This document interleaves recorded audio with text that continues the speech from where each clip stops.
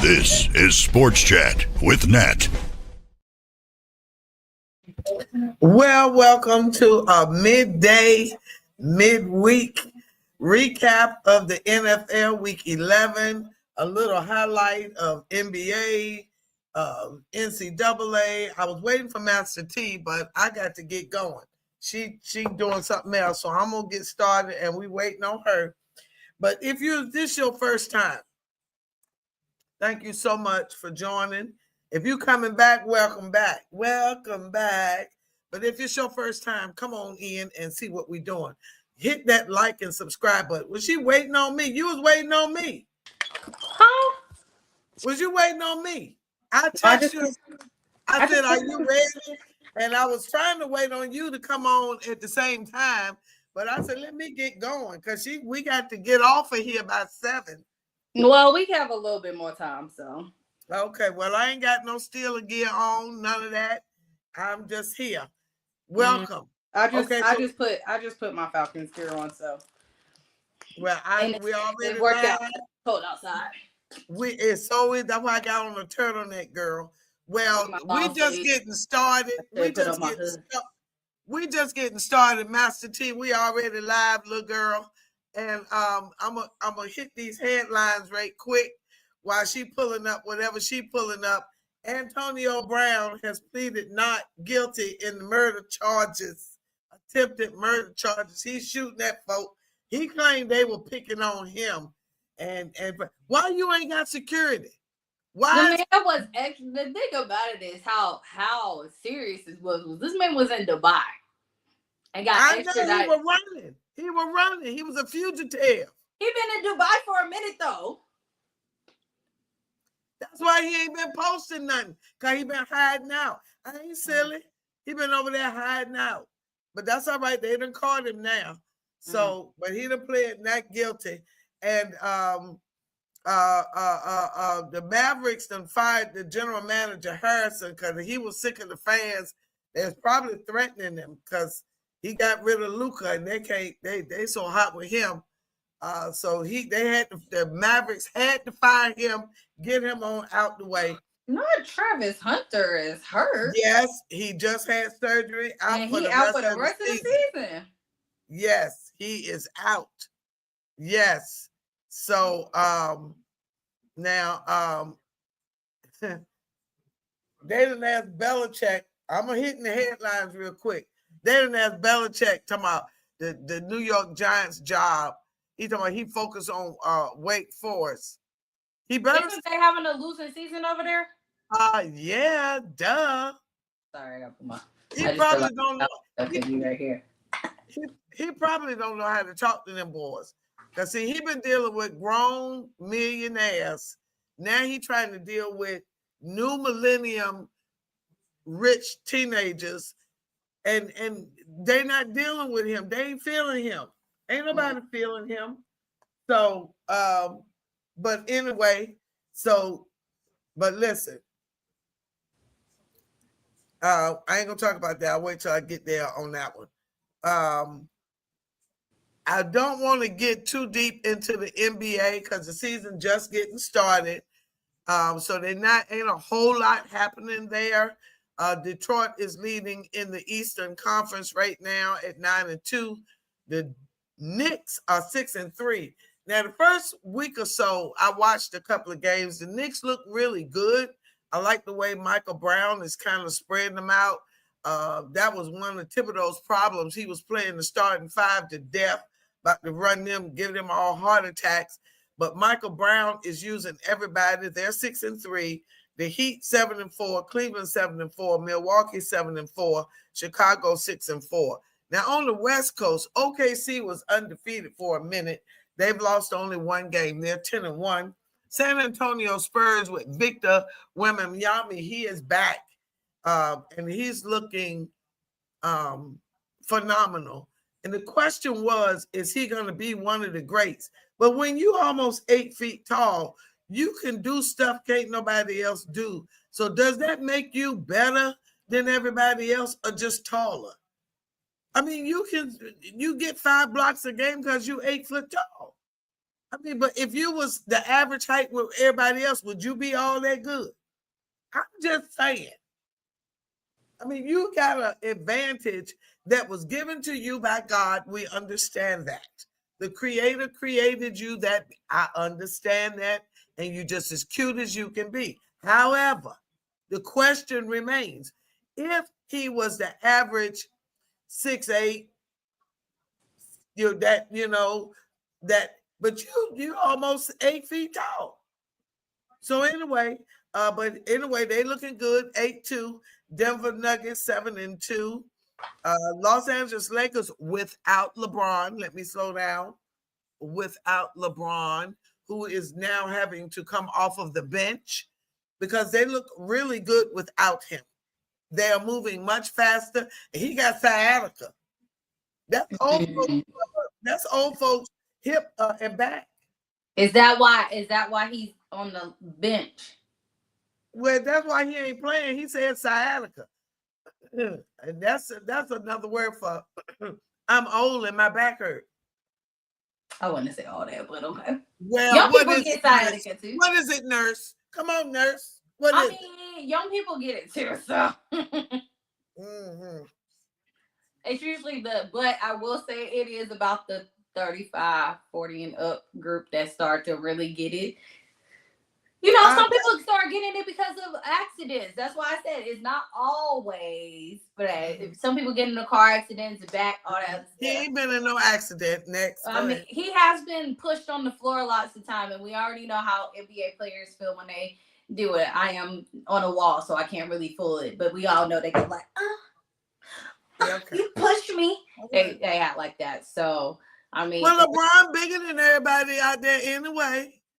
Once again, all of them are usually that big, and then they just fall on the ground. It's very interesting seeing 6 foot tall people lie on the ground and then sit on the ground like. Yeah.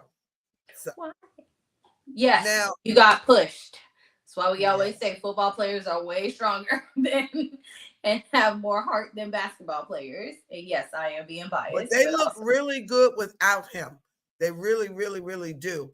I'm going to say something in a second. Houston Rockets with Kevin Durant, they look good. They are at 6-3. Let me say this. Kevin Durant is trending on TikTok, Instagram, one of them.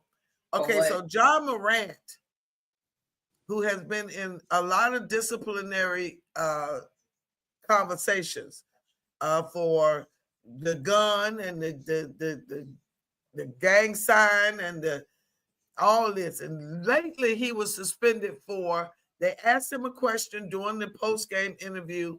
Why wasn't he playing something? Asked the coach. But they deemed his responses detrimental, or whatever they said. So they suspended him 1 game. So anyway, the rumor is he wants to be traded. So his daddy, who is always talking trash to somebody, met his match with Kevin Durant. Now, Kevin Durant is from the hood, D.C. Kevin Durant, I've already said it 1,000,000 times. Any man that's rich that don't never get their beard trimmed up and all that, them beat the balls on, Kevin Durant could care less, okay? All you want to do is play basketball, all right? Now, his daddy, Ja Morant, daddy said something to Kevin Durant. Kevin Durant turned around and said, your son don't want to be here, no way. I mean, it was like, just like he was talking to a dude on the street. And he said something, they put some other words in there, but to my little senior citizen ears, it sounded like he said, you don't know what you want to do either. That's what it sounded like. I heard him say. They typed something else in there. But Kevin Durant was going toe-to-toe with him on the sideline. It was so funny that the ref was even laughing. She was even laughing. Yes, she was. And so Minnesota is holding down the 6th spot with 7-4. Everybody else will be in the play-in if it were to start today. Lastly, stat-wise, Giannis Antetokounmpo this week, right now, today, is leading all players, averaging 33 points a game. Tyrese Maxey of the 76ers, 33.2, and Shai Gilgeous-Alexander tied at 33.2. Next is Donovan Mitchell of Cleveland. And then Austin Reeves. This is what I was trying to get to so quickly. Austin Reeves of the Los Angeles Lakers, who is really shining bright without LeBron James in the game. He is really taking up the slack very well. In assists, Nikola Jokic is leading with 11.9. Every big man, every center on any team, or every lead scorer that's often double teamed should take a look at how Nikola Jokic gets rid of the ball so fast, so efficiently, because he's always doubled and triple teamed. He is phenomenal and accurate with his bounce passes, his whatever he's doing it so well. He's leading everyone with 11.9 assists. Cunningham of Detroit is next with 9. Giddey of Chicago is 9.3.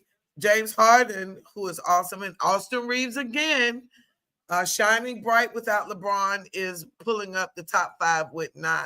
Now, 3-pointers, Steph Curry, Donovan Mitchell, Grayson Allen from Phoenix, Anthony Edwards, and Tyrese Maxey of Philly. Now, defensive rebounds, my man Sabonis, Nikola Jokic again, second place, Victor Wembanyama, Karl Anthony Towns, and Durant of Detroit. Blocks, Victor, 3.9 a game, Star of Washington. But again, if you're 8 foot tall, you should have a lot of blocks. All right, that's it for the NBA. NCAA just got started, so the first week was a few blowouts. Most of the top teams scored over 100. Most of them. Malaysia Fuwali, who is now at LSU and no longer with Dawn Staley at South Carolina, but Latson, who was in Florida, left Florida and went to South Carolina. So there was a little transferring going on. And one of the players from South Carolina who was very instrumental the year they won the championship, and I believe her absence contributed to them not winning the championship last year, she took a year off. She's had some issues with the judicial system and her personal life. So she is taking some time off. I was getting ready to call her name. But anyway, she is taking some time off from basketball this year. I was getting ready to say her name. But anyway, but Fuwali is doing awesome there at LSU. She has been scoring double digits. Now she's a firecracker, as everybody knows, but she's doing her thing. So anyway, that's all. They just got started. It's nothing much to say about that. So moving into the NFL. Okay, I can pay attention now. Y'all know I am not a basketball person, so y'all know. My. They've already they've sent you messages. They've already know. So I was listening, but yes, maybe one day I may get into it. I need somebody to go in depth of it for me. Hey, Money Bentley. But look, hey. Money Bentley. So listen, y'all. I am so busy right now with the film. I'm not going to lie. That's why we're doing this in the middle of the day. Because I know it's early for some of y'all. Like, yeah, this is early for me, but I also, I gotta go to work too. So she got to go to work. I've been filming till the wee hours of the morning. So here we go. Last week, we were both 9-5. We were very different with our victories, though. However, we agreed on the Broncos and the Colts and a couple of them. I'm gonna go through them, but we didn't agree on the Patriots and the Bucks, and we did not agree on another one. Wasn't it your Steelers? I was about to say it was your Steelers, who I was highly disappointed on. Listen, we'll get into it. I know. We're gonna go quickly. Broncos 10-7 over the Raiders. Listen, that game was a lot closer, and it was a really good game, to be honest. It was just good doggone football. low But scoring once game. again, it was a division rivalry. And I It always was. say for something about that, they go, and we had a couple of those that were going into it that I was like, division rivalry. People always play their division harder than anybody else. So We don't underestimate that, because to be honest, the number of first downs, both teams had 10. Total yards was only a difference of what, about 30 something yards, 220 to 188. Come on. They literally was 7-7 of like for the whole entire game time. until literally I think the last 4 minutes when the Broncos cooked that field goal, and that's literally the only reason why they won. And other than that, and what has that? But the Broncos have been they've been fourth quarter is something, and it's always the last 4 minutes or like half of it. Like they end up sliding by and winning with the field goal, like nothing else. Yeah, they've been sliding by real well. But their fourth quarter, they are dangerous in the fourth quarter. They somehow click and said, "All right, defense, we're gonna keep it, even though offense may not score, but defense, we're gonna do it." And Will Lutz is just their clutch kicker right now, who just get their little field goals and be like, bam. So I'm off. Now the Raiders just traded away Jacoby Myers. They fell to 2-7. Poor Geno. I'm so sorry. Geno was so upset. Oh boy, he was on the sideline. He was fussing at first, then he had to go back and look like he apologized. It was so emotional. They were so close. And I think he realized just how close they were to beating them. And he was so fired up. And he was literally out there looking like, who was that playing on one leg? Wasn't it Patrick one time playing on one leg? And Geno was literally, he looked like giving everything that he had. He literally left it all on the field. They literally looked like they needed to pick him up and take him from spot to spot. But he was still hanging in there, giving his all. Listen,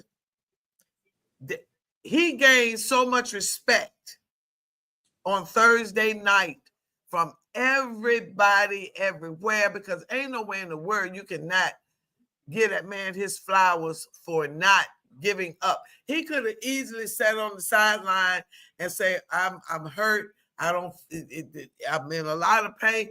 We ain't gonna anything. He gave his all in all. And that was a good game.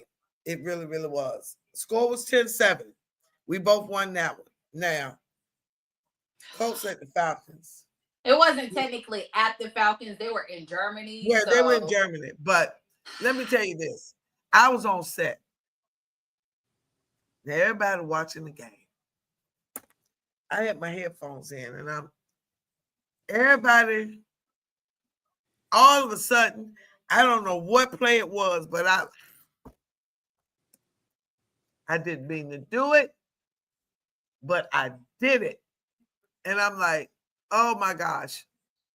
What are we talking about? Jonathan Taylor's 83-yard run? It wasn't that. It was before that. It was something happened, and I don't know if it was a pass dropped or what. But was it us that dropped the ball, or what? I think it was. It was. When Sauce Gardner almost intercepted. It was something. I don't remember. It was one of them big ones, and I yelled out, and I was like, "Oh my God! Let me take these headphones out of my ear so I can't, because if I don't hear it, I might not." You see what I'm saying, girl? But that game was so good. It was good, but it ended badly. It ended very badly. It ended badly for us. We could have beat the Colts, and I was like, oh, I almost had it. And then I said, when they went to fourth quarter, when they messed it up and let them kick that field goal and get it, I said, they about to F it up again. They were about to, I don't know what it is. It's always, we be so close, and they always do something. And I ain't got time for this no more. I'm about to say, like I said this before, and I'm going to say it again. Our offensive coordinator needs to get that HE double hockey 6 all, because I don't know. You said offensive. Yes, our offensive coordinator. Because at the end of the day, I look at defense and I know they be looking like, bro, my back hurt. Because defense, as much as like I cannot get mad at them in certain plays and things that they let happen towards the end of the game. My question is, your defense allowed 519 yards. And we're still in the game. And wait a minute. Ain't that the same defensive coordinator that his son played that prank on Shedeur? Now, if that, anyway, I'm going to leave it there. Yeah. I ain't been too fond of your defensive coordinator ever since that. But our defense is still like in the top though. Like we sacked Daniel, got a nice little fumble recovery. Like we're doing things. It's just that offense for some reason cannot keep on. I feel like we just have so many great players and it's just still not clicking. And I feel like it's not the players now, it's the coaching staff. Like because the offense was balanced, 28 passing attempts, 29 rushing attempts. But he didn't have with nothing. Like yes, you're getting these attempts and stuff, but what's the outcome of it? We ain't getting no points, nothing. So I mean, yes, offense is balanced, but it's like we're not going anywhere. What is it? It's like 3 and out. 4 down. Like we can't move. But defense, we're literally stopping. Like if you think about it, defense was really what was holding us almost again together. So defense be doing it, even though yes, it was 500 yards. Okay, I mean Jonathan Taylor on his own can do all of that, but we was getting after Daniel Jones. Yeah, he had 2 interceptions. We didn't open up the floodgates on the po' boy. We didn't mean to do it, but we did. But I'm just saying, though, I'm just like, it's fine, but it's just like, I still think it has to do with offensive coordinator. We gotta go. Defense, I mean, yeah, defensive coordinator, morally, he did some jacked up stuff, but he getting our defense together because we still in the top 10. 5 defense. Okay, wait a minute. Well, defense, y'all are now though. 1, 2, 3, 4, 5, 6, 7, 8. No, 8. Okay, now. It's top 10. We're still top 10. Top 10. It doesn't matter compared to what we used to be, which we used to be in the low, like all the way down, like 31, 32. That we moved up. So I can't get mad at that, but it's just our offense for some reason. It's just the missing, all this other stuff. It's like, what's going on? And y'all just keep on. Like, we really thought this was about to be, and they just keep on effing it up. I did. But anyway, we all right, so the final score is 31-25. 31-25. Now the Bears and the Giants. Boy, them Bears. Them Bears, we've been saying it since preseason. We said it. We said them Bears were going to be good. We said it right here. We said it. Go back and check the video. We said it. I want to look at something right quick. The thing about it is the Bears, like, and then they have those nice little fourth quarter comeback too, because they was down to the point that they end up getting the Giants coach fired after that game. They fired Brian Gable. Sorry. They fired him after that. So he had to go. He'd already went in the blue tent. And then I'm gonna tell you another reason I think he got fired, and I don't blame him. As much as I love Russell Wilson, Vanessa, get this. As much as I love Russell, why would you bench Russell and keep putting him back in there and not putting Jameis in there? That's true. Did he put it back in again? He put Russell in there, and Russell looked like trash. Garbage. The little poop symbol. There's a difference between some trash and some garbage. Oh, he looked like the little poop emoji. I can't say that real word. No, worse than that. Worse than the poop emoji, which is it. Russell looked awful. Oh, that's bad. And again, my point is this. You got Jameis, you got Russell. You done bench Russell. All right, so make Russell number 3. You put Russell in the last time. Russell stunk up the joint. And also got booed. Why would you put Russell back in again? To get booed again. What has Russell shown you? Nothing. He ain't shown you nothing. I don't mean no harm. Don't do it. That's why he got fired. Between that and them losing it by having a double-digit lead and then losing. But your stupidity, your refusal. Why is you not putting in Jameis Winston? Why?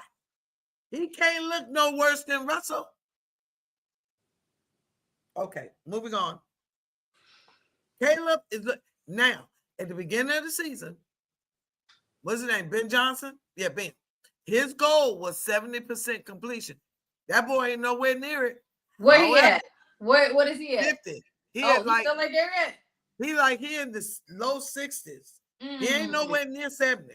However, he's having fourth quarter comeback wins. The completion percentage is not that great, but he makes the pass when he really, really, really needs to in that fourth quarter.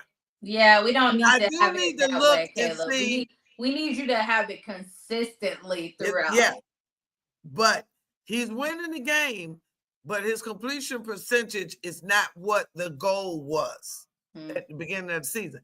Now, but they are winning. They tackling. They look good. They just look. What they done won? 6 out of 7, something like that. In a row. Yeah, they're 6-3. To the point that playoffs started today, they will be in the wild card. They did the little ranking stuff yesterday after the Eagles-Packers game, and they were literally in the hunt. I mean, not in the hunt. They were part of the wild card, which I was like, I'm not surprised. Yeah, me either. There's a lot of interesting. When we go finish that, we're gonna go through that playoff. What if playoffs started today? What it would be, and it's very interesting. Yes, it would be very interesting. Now, moving on to another divisional rivalry, the Bills and the Dolphins. And I said, nobody saw that one. Now, remember I said, did that need to be a game of the week? Because that's always a very good game. I did. I did think it just because they're divisional rivalries and they always do it. But I didn't think that the Dolphins was going to run through the Bills like that. They made the Bills look like through them suckers. They ran right like, through what's them. A baby buffalo called? I don't know. Look it up. They ran right through them. They done saved Mike McDonald's job and Tua's job. Again. Once again. So called calves. They made them look like calves. They were called the calves, the Buffalo Calves, not the Bills or whatever. I don't know how to change that. Whatever. They really, really did. What's up with the Bills? Now I know I joke a lot and say Josh Allen didn't deserve that MVP last year, but what's going on with the Bills? It's really interesting because it's almost like teams that they should be beating that we all think that they should be, they ain't really beating like that. Like, let alone, like, they've been beating the Dolphins, like, for real, almost every season for them to, like... This is the first time they beat them in a while. And on top of that, like, how bad they beat them. Like, they didn't even... It wasn't like it was, like, a field goal. It was over 10 points. So something ain't right. Now, I heard one of the big commentators say what I've been saying every week, that balance, Josh threw for 40 times. They only ran the ball 22 times. He got sacked 3 times. And the yardage was so close, 376, 370. That was so even. But that score was amazing. 30-13. They beat the socks off the Bills. That was ridiculous. They did. 100% ridiculous. Yeah, ridiculous. The next game was the Ravens-Vikings. We both won that one. That was 27-19. Lamar is back looking like Lamar. MVP that he should have been. Listen. He is the only, I think it was only 3 or 4 quarterbacks that only have 1 interception. And he's one of them. Him and Jalen, and I look at Jacoby Brissett. But Jacoby ain't been playing that long. Yeah, he don't count. He don't really count. But Lamar and Jalen do count. Lamar was 17 of 29, and they ran the ball 36 times, which was good. Really good. JJ, 20 of 42. And only 18 carries. You ain't going to win no game with no lopsided mess like that. You just not going to do it. 20 of 42, 2 interceptions. You're just not going to do it. I'm sorry. That balance is needed. Because when you get one-dimensional like that, they can just focus on shutting you down there. They ain't got to worry about it. They know you're going to throw it. But the total yardage was very close, 321, 365. Very, very close. First downs, 23 to 18. Not time of possession, all that went to the Ravens. Next game. Also, interesting enough, Jalen Naylor is really being they kind of end up getting there. I won't say number 1, but he's kind of going. He's been getting open more than JJ.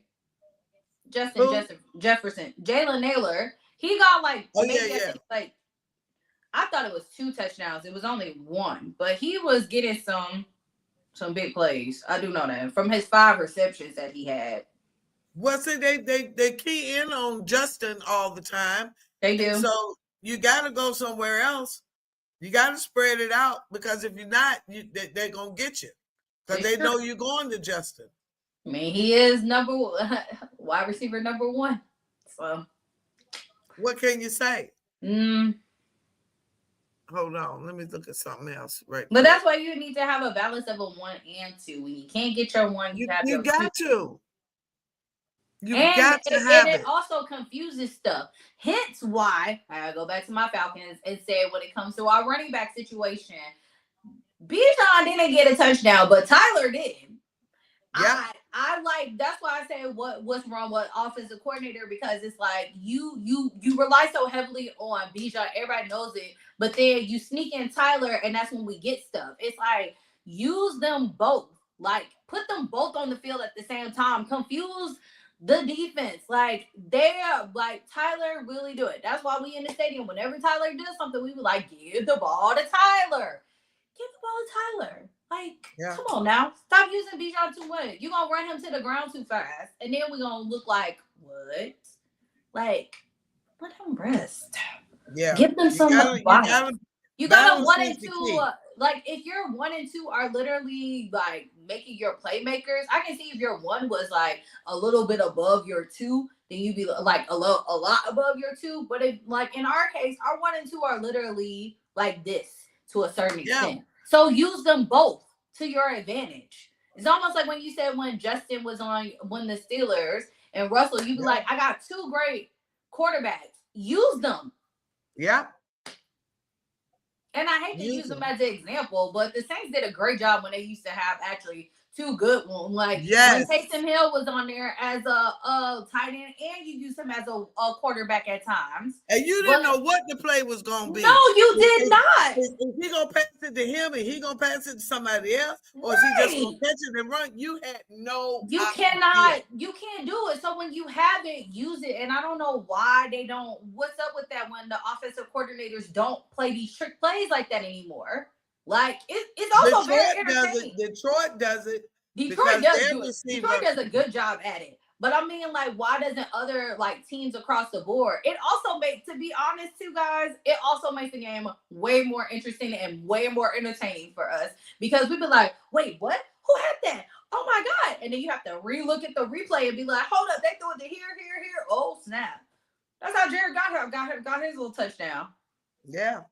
So that final score was 27-19, and the Ravens are right on our butt in the AFC North.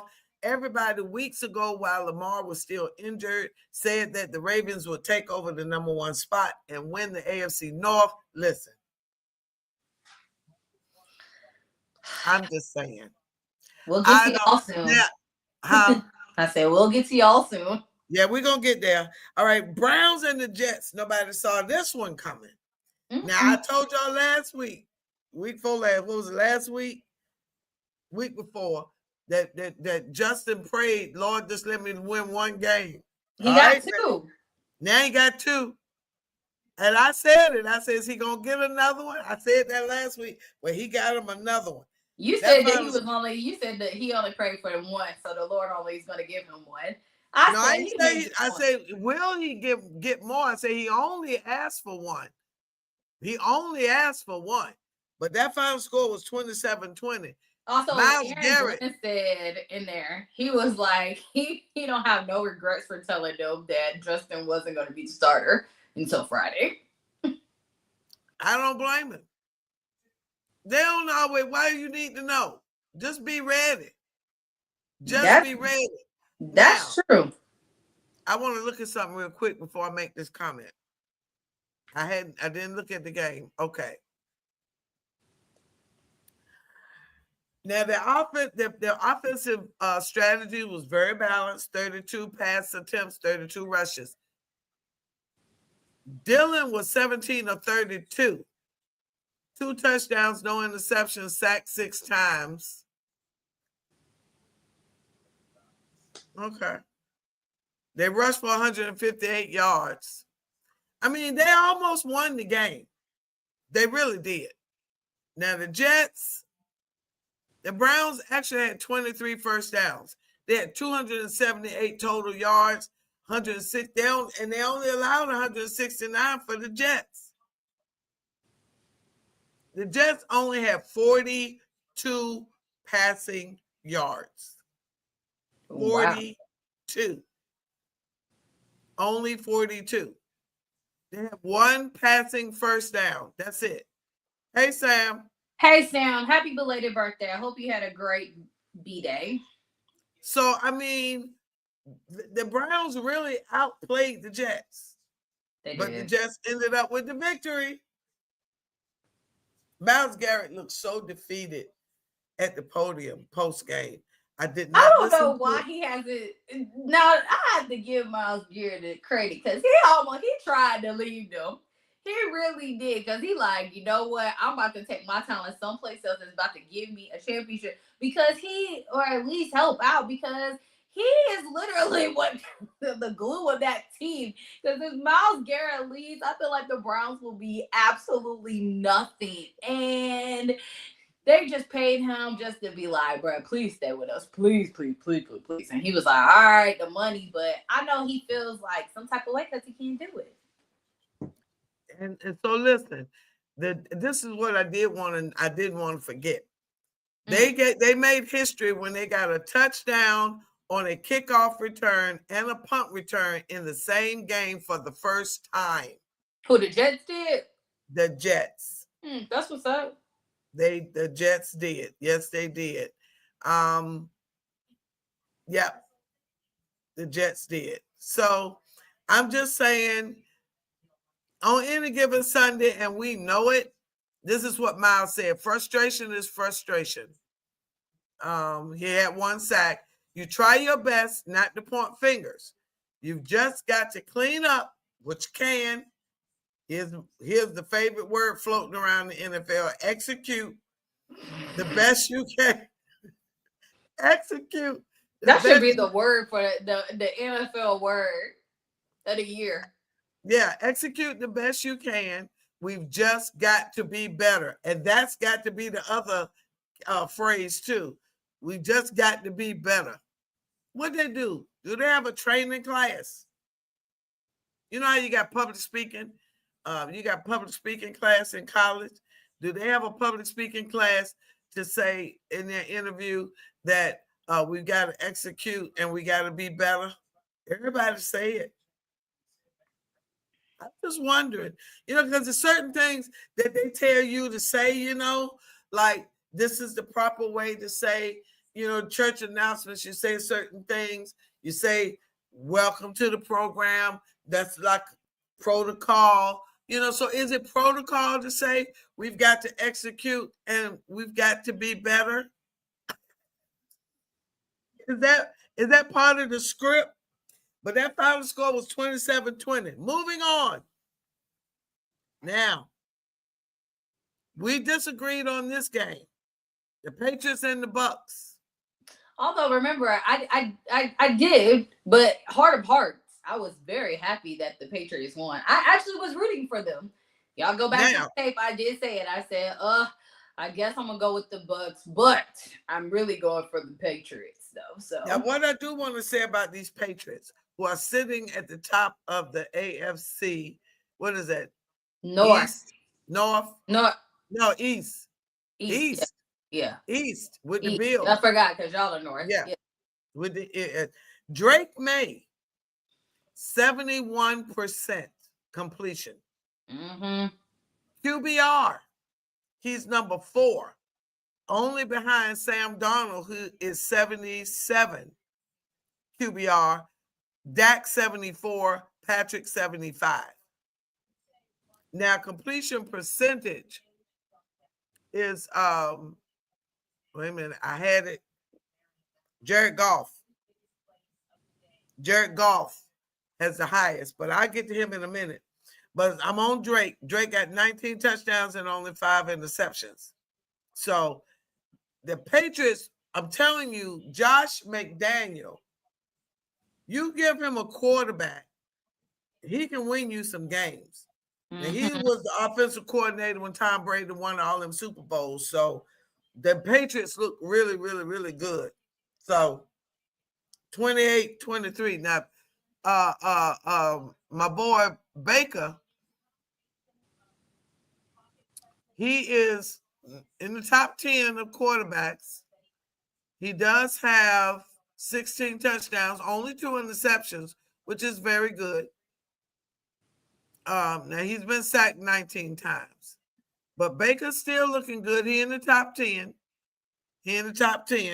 But Drake May is, wait a minute, I was going to say something. Drake number 3 in passing yards. But number 2 in completion percentage. So, I mean, hey, he's doing great. Anything else you want to say about that one? I'm sorry. Okay. That's okay. The next game was the Aints and the Panthers. 2 teams you don't like. The Aints won that one 17-7. I thought the Panthers was going to show up. We both thought the Panthers was going to show up. I did too, but also at the same time, it was funny. Okay, you guys, I was in New Orleans this weekend for my Xavier X homecoming, and got to shout out my XU. Great. So great for our centennial. But back to that, only time that I wear black, gold, and green because of them colors. But anyway, I did see my uncle who's a big Saints fan, and I was like, hey, I ain't gonna lie, like I really kind of hope y'all win, but I also don't want y'all to win at the same time. So I was at the house watching the game, and then when they won, I literally sent them a message and I was like, hey, so y'all won the game, but I don't know how I feel about this. And he said, what do you mean you don't know how to feel? And I said, well, like, I'm kind of happy y'all won, but I'm also not happy at the same time. Like, it helps with the Panthers thing, but at the end of the day, y'all are about to go into a bye, and then y'all play us next week. So I don't want to give out any type of, like, how do I say that? Spark or any encouragement of what? Because we know what happens the week after next. So I ain't got time for it. But it was very interesting seeing the Panthers with that because they're also in the playoff, like, hunt to get in. So the thing that just is confusing about them is that it's like they're not blowing out people, almost like how they beat Green Bay last week. It was a very low scoring game. So you're kind of like I don't know what to say about the Panthers. Also, we also played them this week, so I have no idea what teams come in and all the other stuff. So it's a weird part because I would feel like I thought they were going to play them harder than they did, and they really didn't. They kind of didn't show up, and they were at home. So I was a little shocked at that. I was going to tell you something right quick. Let me see before I open my mouth. No, never mind. I was wrong. Okay, moving on. But that was a low-scoring game, 17-7. Next game. Now, you were very torn on this game. Jags at the Texans. Oh yeah, I was torn. That final score was 36-29. That was the fact that I have to let me clap it up for the Houston Texans for coming back because with the fourth quarter victory because I thought they was about to lose that game, and then all of a sudden they came back. So props up to you, D'Amico Ryans. You are a very, like I said, I do like you as a coach. I like him as a coach. I love him as a coach. I really, really, really do. Who did I say was going to win that game anyway? You said without CJ, 27-13. With CJ, 24-21. Either way. I still picked the Jags, right? Yeah, either way. And CJ wasn't playing. And it was way back. Daniel Mills, I'll give you your props. You did. Yeah. You did good. Davis Mills. Sorry, Davis, but I knew your last name was Mills. A 19-point deficit in the fourth quarter. I mean, I ain't see that coming either. Although over the last couple of years, I've really liked the defense from the Texans because, just like you said, D'Amico Ryan has them playing excellent defense, and they've been in the game. He's also a defensive-minded coach, so. Yes. Now, I was going to look at something. Yeah. Now, he did throw the ball 45 times. That's a lot. And they only ran it 22. That's a lot.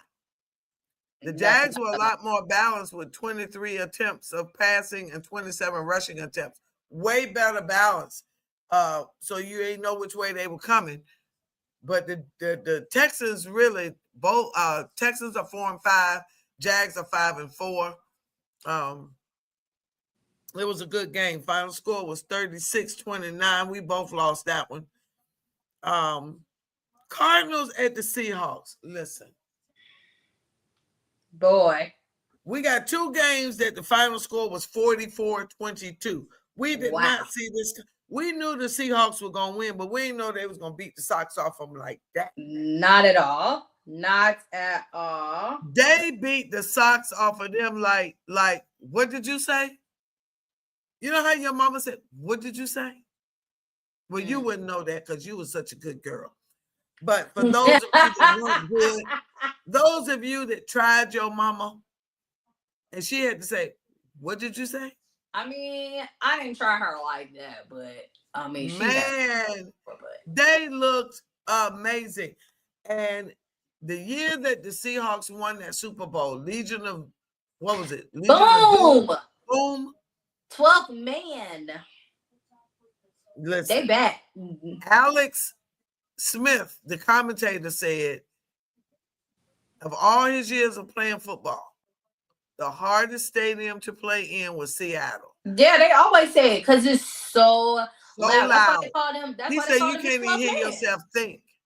They are the 12th. That's why they call them 12th man. They are. Yeah, they are loud. Yeah, and like even on the TV, I can hear them. You be like, yes. Hey. And if they're and I'm pretty sure they muffle it out from on the TV just because you gotta hear the commentators. But just to be at the stadium, like I honestly would love to go to a stadium to see how loud, like one of the loudest ones and stuff, to see like how it is to be like, oh yeah, they right, you can't hear nothing. Yeah, like I can't hear myself think. Like that's what I want to see.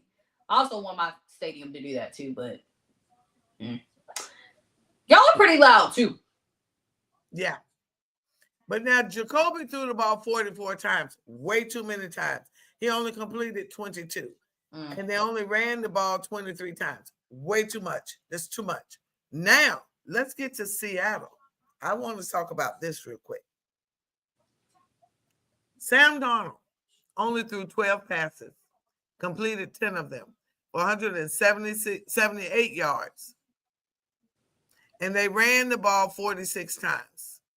they ran the ball down their throats.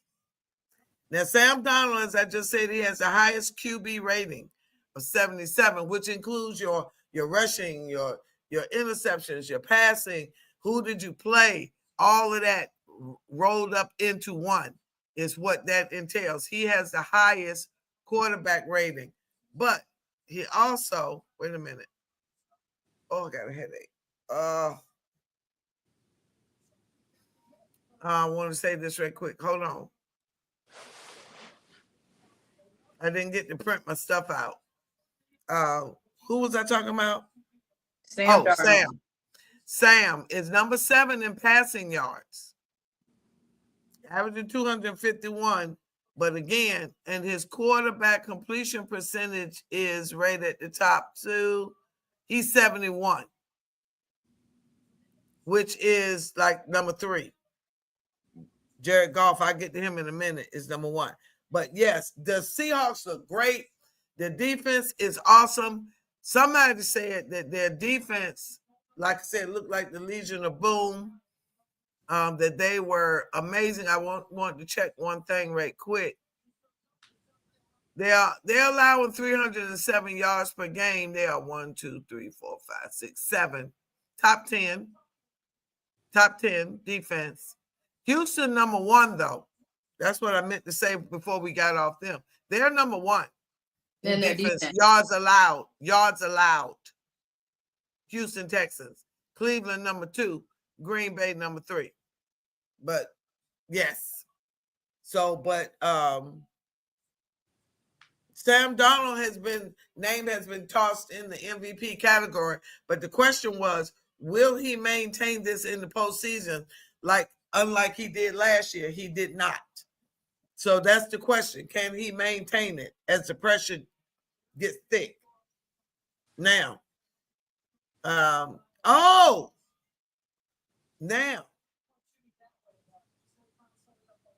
didn't we talk about briefly Jacoby Brissett looking better than Kyler Murray?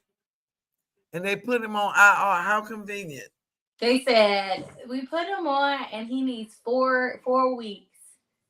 Which I thought was weird because I was like, seriously, he's already been out for 4 weeks. So you should have kept him on. So basically, you're just, Yeah, basically.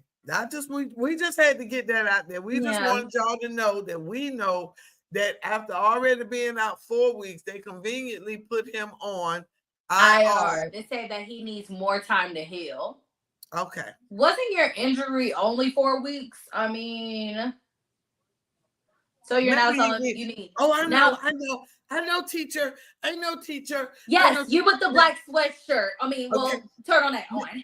Teacher. Yes. Did he get hurt in practice again? Did he re-aggravate the injury? They didn't say that, but they be lying sometimes. He might have, and then also they just may be like they might have just used it as a cover up. So Vanessa put that in there. He might have re-injured it, but they would have said that in the thing, and they didn't say that. So I think they're just using it as a cover up.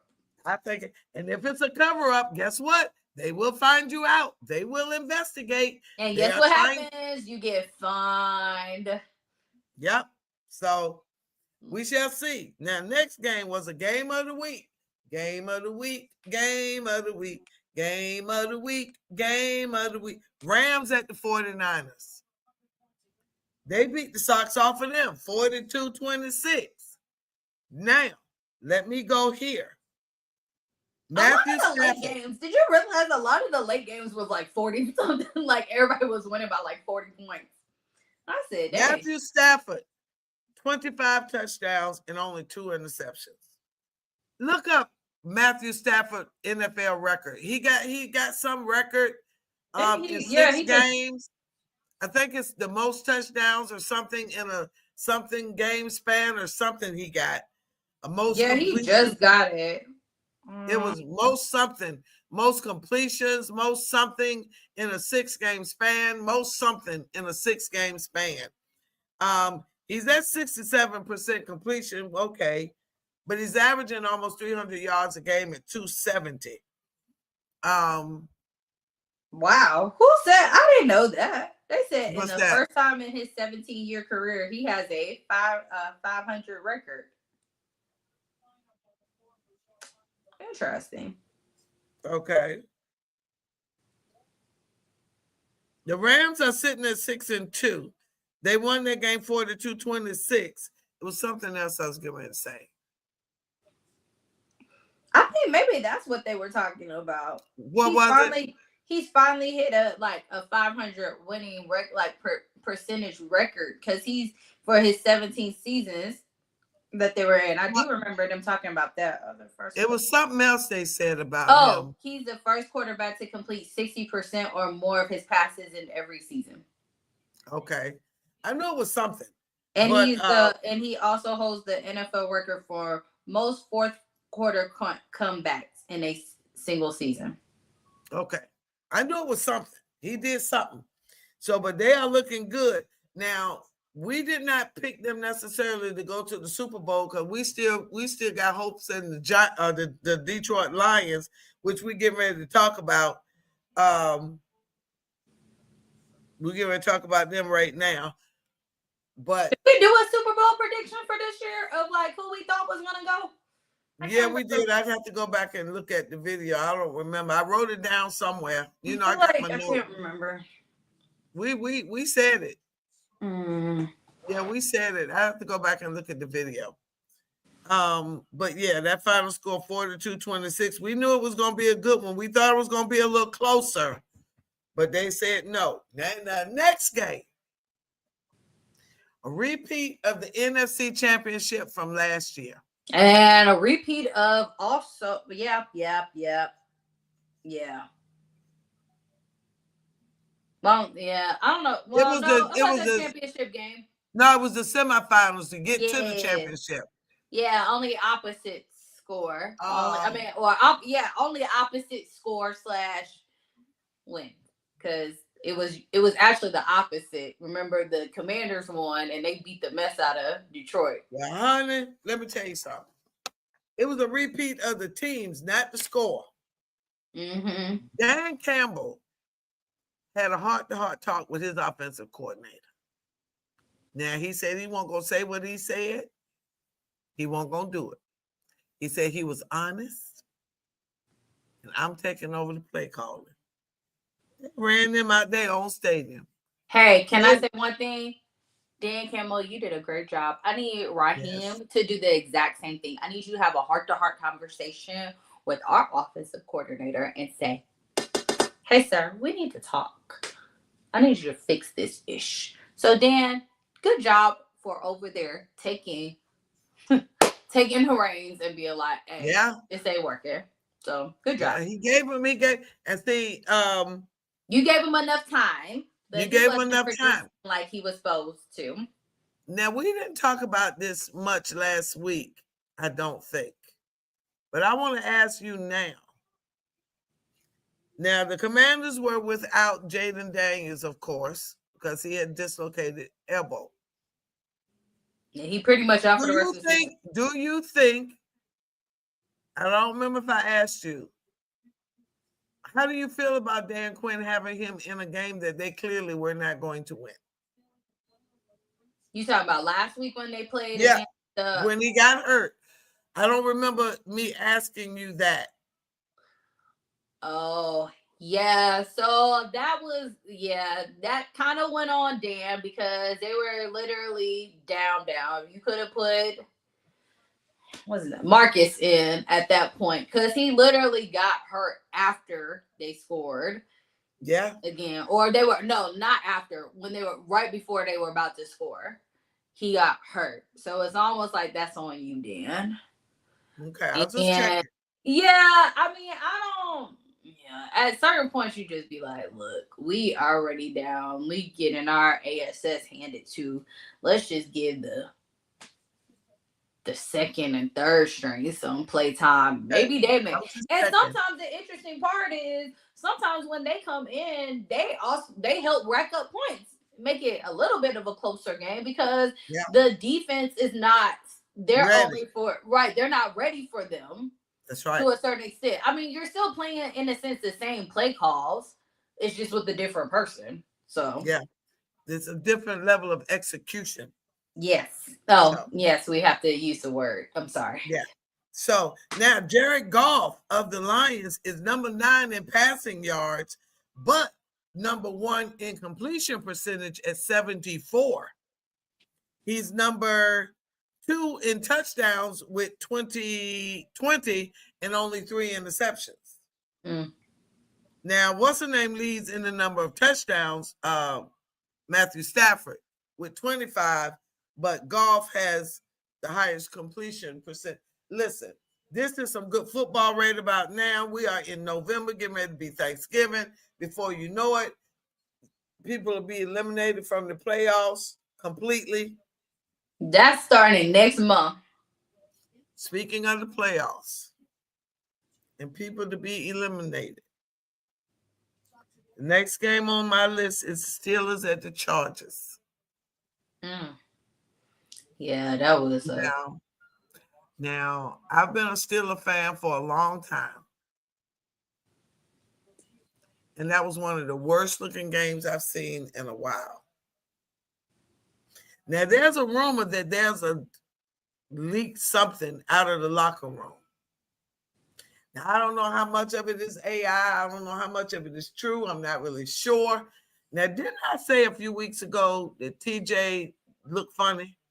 You mean like a leaked source who's like telling? A leak of a rumor of something that was supposedly said.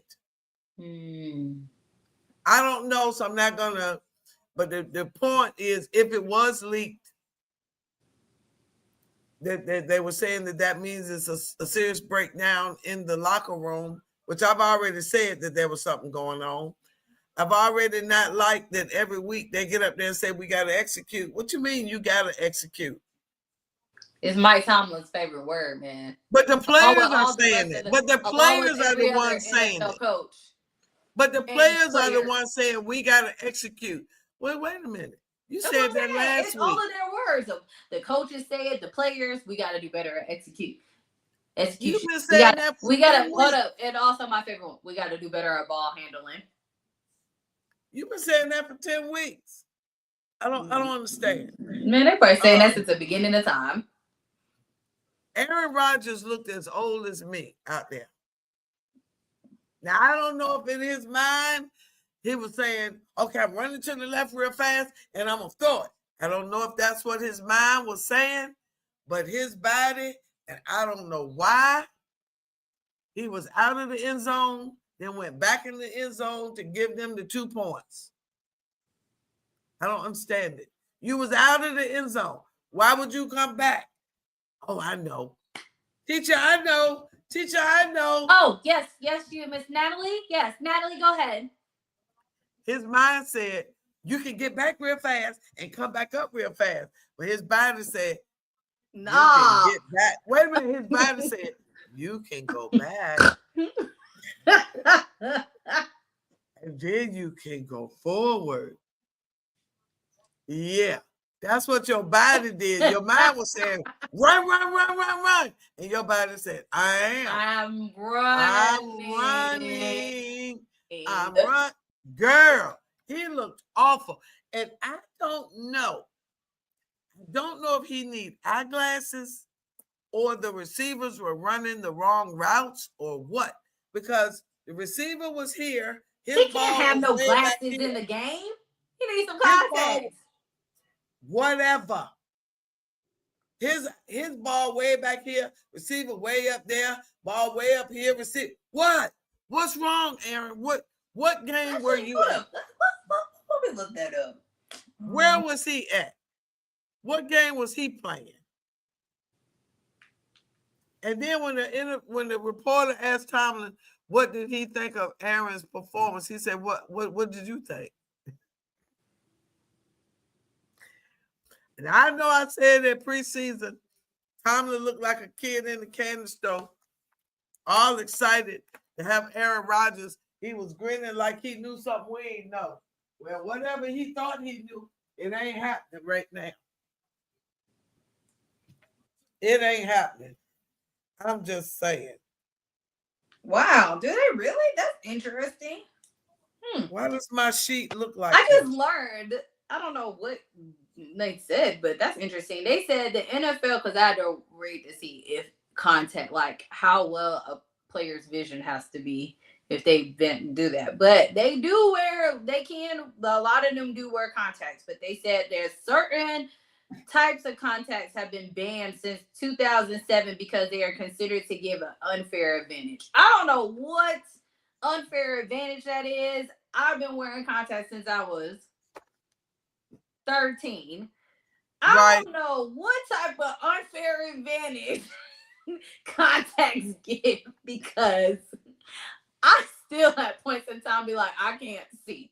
So I don't know what the NFL talking about and what type of contact brands they talking about. Because if that's the case, then let me wear them so I can figure this out. Because I want to see what advantage you get from wearing contact lenses. And if anybody knows, please write it in the group, like in the bottom. Send a message. Send a message to us because I would like to know what contacts give a very unfair thing. That's almost like giving glasses an unfair advantage. What glasses do that? Yeah, we want to I don't know.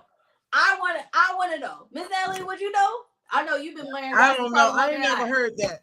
I ain't never I've been heard wearing that. glasses since I was 8, so I have no idea. When it comes to glasses and all that other stuff, have no idea. I know what it does. It helps me see, but I don't know what type they're talking about. But if they do, I don't give me some either. laser focused ones so I can see what it is.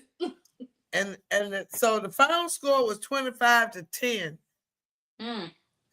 Now, do I think Mike Tomlin should be on the hot seat? Yes. Do I think the defensive coordinator need to be fired? Yes. Do I think the offensive coordinator need to be fired? Yes. Do you think everybody needs to get fired? I almost think the only coach that I might give a break to maybe is the special teams and maybe the offensive line coach, because the offensive line. I say Arthur Smith. I was about to be like, come on now. I said offensive line. Oh, okay. So maybe. But the defensive coordinator, I can't understand what's happening. You gonna fire Mike for real? I'm at a point where I don't.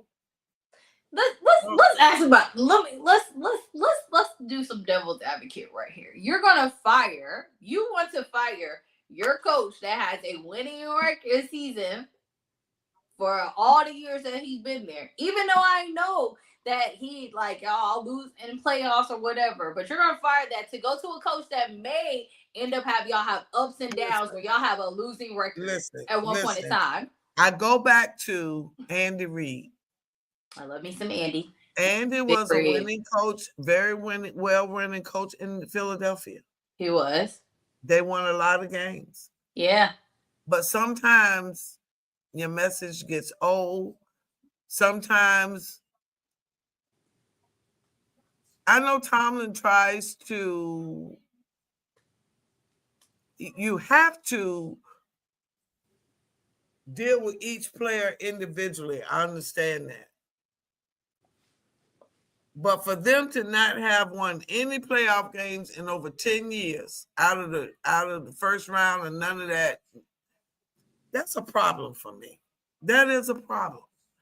The name of this game is championships and winning. And yeah, the winning season is cute. But you need more. But we need more. We should have more. He always say the standard is the standard. Well, the standard in Pittsburgh is Super Bowls. The standard in Super Bowl is strong, hard-nosed defense. I was about to say, the standard technically in Dallas is that too, but we don't live up to the standard. They don't either. That's why I have a problem. Now, if we were only allowing 150, 200 yards a game, and we was losing 12-10, or 15. You know what I'm saying? And If we it were was really- closer games, you would probably feel a little bit better. But if since they were it's close a and we bigger- weren't allowing 500 yards a game, Mhm. I would feel better. But we averaging 500 yards a game, we giving up. We on the field, we 3 and out, 3 and out, 3 and out, 3 and out. What is that? That doesn't make sense to me. I'm sorry. I'm just not happy with it. I mean, and that's coaching. And we had this discussion on the set the other day. Mhm. I asked a question. Do you think NFL players need motivation?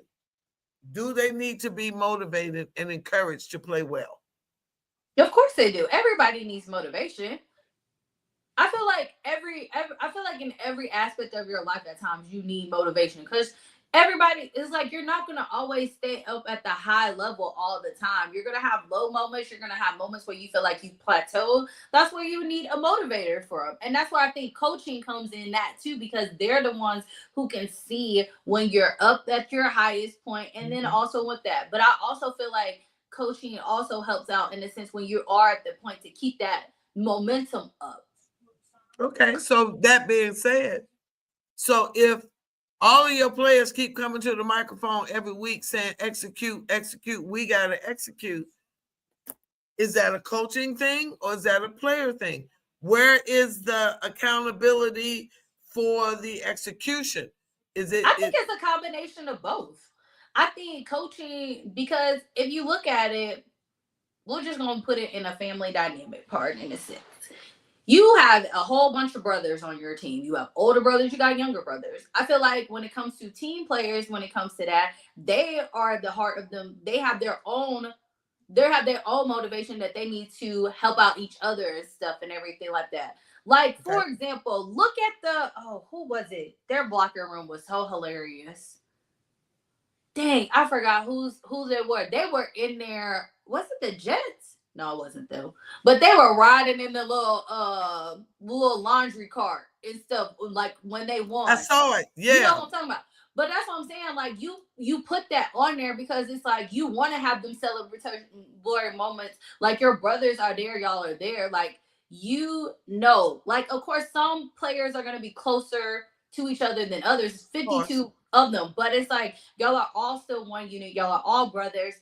Y'all know how to motivate each other in a different way than the coaches, which are considered your parents or your uncle, whatever. They're a whole different level of motivation for you. So it's almost like one of the players, they have an issue or whatever, and dad be like, or when your brothers is over there doing something and dad gets on them and be like, hey bro, I don't know what you're doing, da da da, all that other stuff. Well, they may feel bad, but then that's when their brother's supposed to come over and be like, hey man, you was wrong for that, but I know dad was a little bit harsh, but I got you and stuff. Like, they know, or they can be like, hey man, that was messed up. Like, that's not what you're supposed to do. They're supposed to have each other as a back. And I feel like when it comes to football and like the team things, you can see the camaraderie, and almost in a sense you can tell with the teams that are doing very, very well, their locker room is like very electric.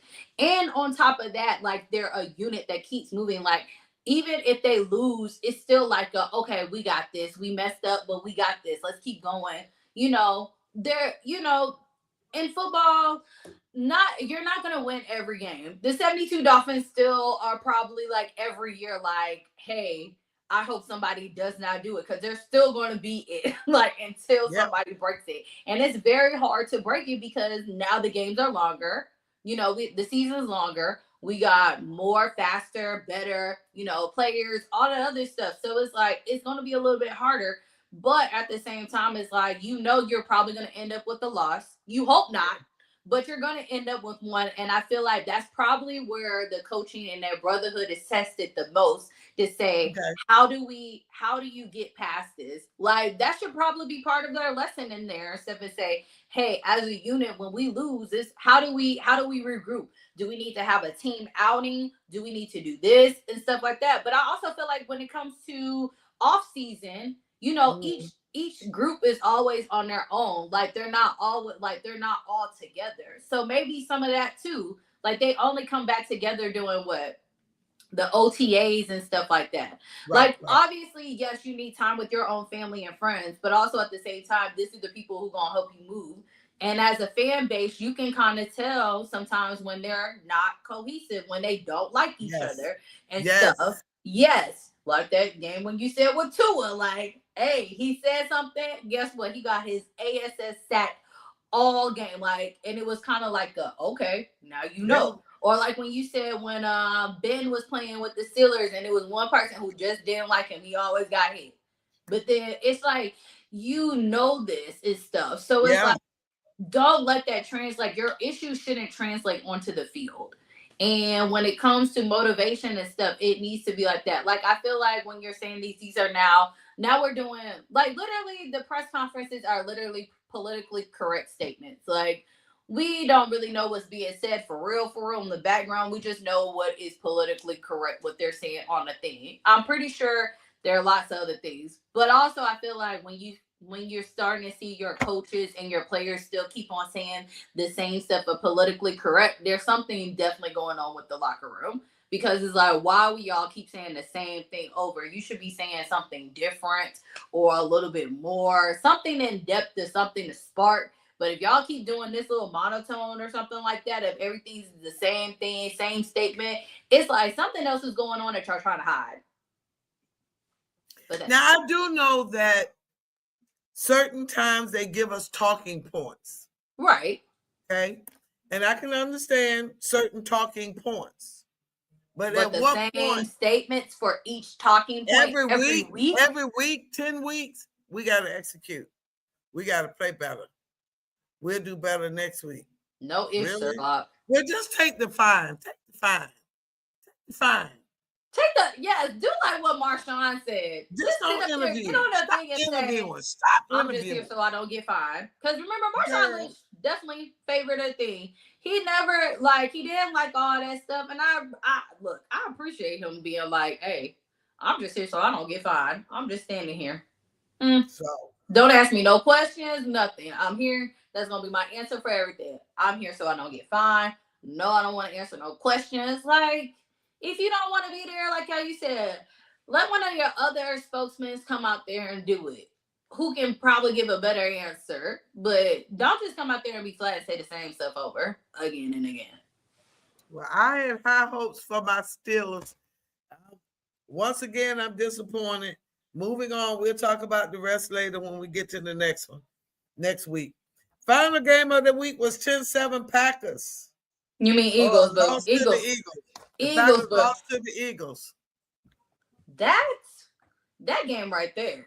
When you want to say, let's talk about holes in the Eagles and the Packers, because that was definitely a defense. Like, their offense was shaky on everybody's nerves because defense. We had 2 games to end 10-7 and 2 games to end 44-22. The Eagles still play the lottery. Yeah. The Eagles, the game was tied at 7 for a long time. Very long time. And then at the last, because it was the first game and the last game. Thursday night and the Monday night game both ended in 7. And the 44-22. They were both 4 o'clock games. Mm-hmm. So, but yeah, 10-7. As I said earlier, Jalen is one of only 3 or 4 quarterbacks that only have 1 interception. No, he don't have a lot of Justin don't have a whole lot of yards, but they winning. They are winning. They are 7-2, and the Packers are 5-3. Now, a lot of commentators are talking about how Jordan, 1 week he looked good, 1 week he don't. 1 week he looked good, 1 week he don't. Right now, he's at number 8 in passing yards.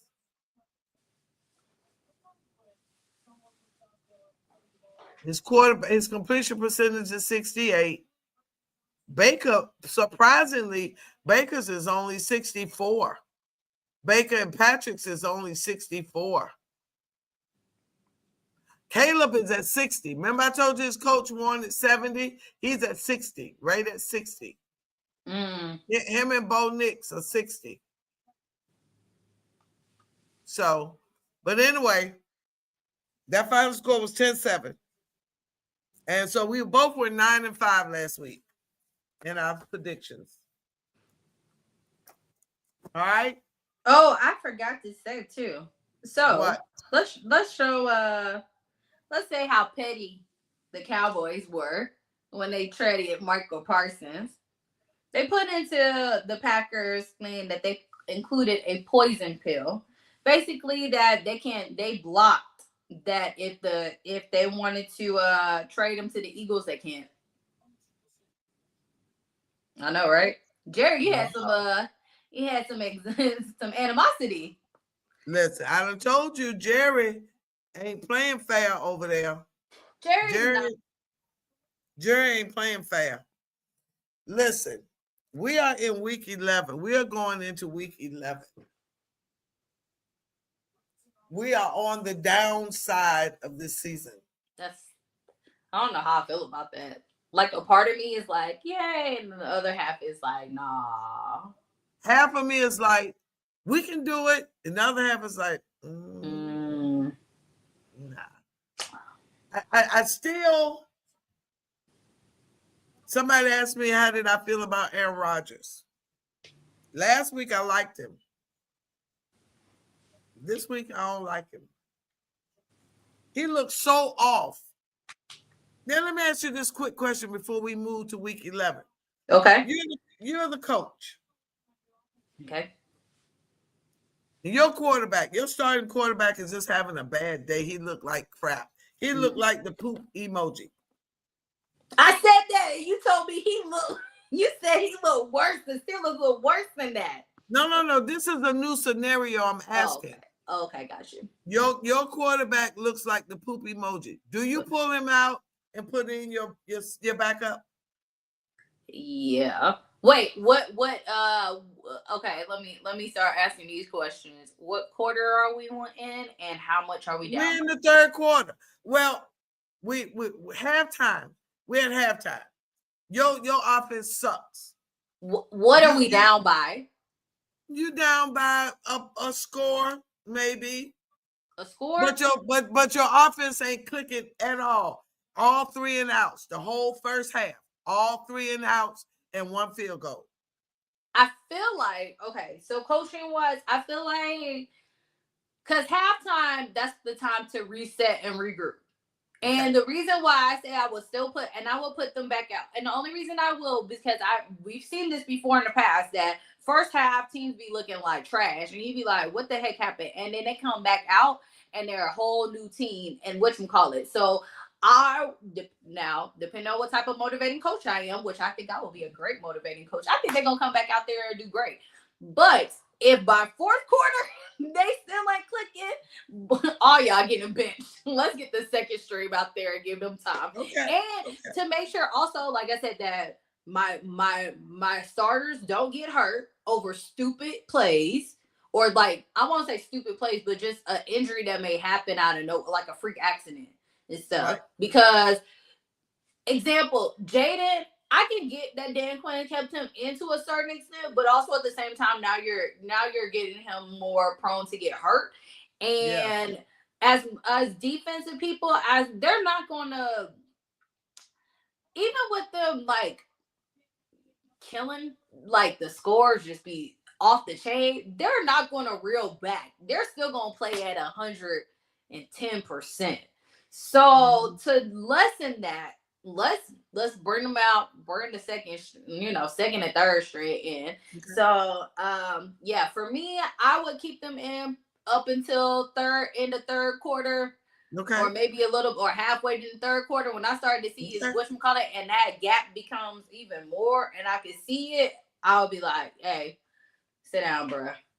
Okay. That's just me. Because I'm just thinking that Dan Campbell took over the offensive play calling. Has Tomlin taken over any of the play calling anywhere in there? Or is he just allowing all of this chaos and poor performancing to continue on? Is he changing up anything? Is he changing the play and calling the plays? Either way, I don't know. Anyway, week 11. Woosah. Week 11 starts on Thursday night. Jets on a 2-game winning streak. Patriots. Patriots are on a, wait a minute. They quite a 7. I think they're on a 7-game winning streak. 7 game. They're on a 7-game winning streak. Now, will the Jets upset the Patriots? Or, and that's a division rivalry. Number 1 versus number 4. I don't see it. What? You don't see it? I don't see it. What you see? I love you, Aaron Glenn, but I don't see it, man. The Patriots are on a mission, man.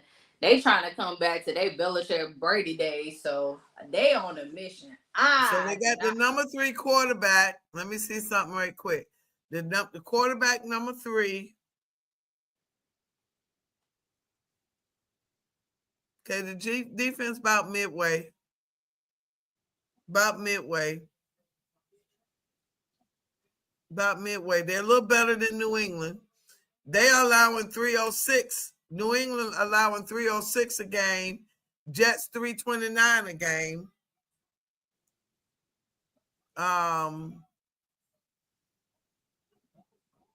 But total yards, yeah, they about what?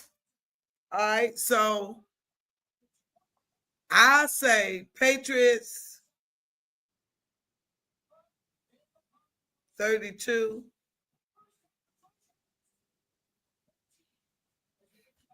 Jets 24.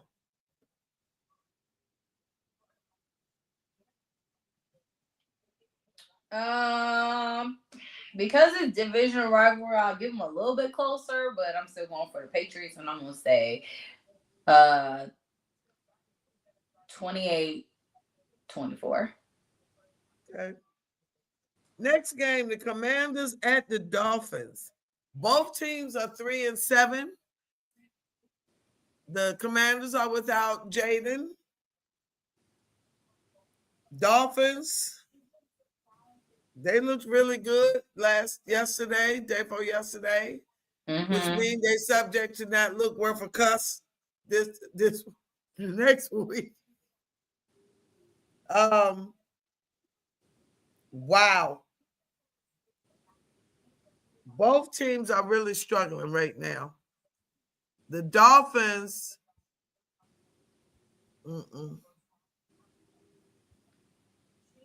Washington is last. They are allowing, they've allowed 3,946 total yards, which is 394 yards a game. The only team allowing more yards per game is Cincinnati, 426. And the Dolphins ain't too far behind. They're allowing almost 350 yards a game. So, I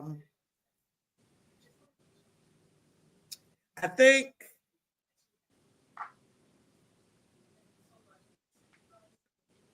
two are still playing, but it's Mariota.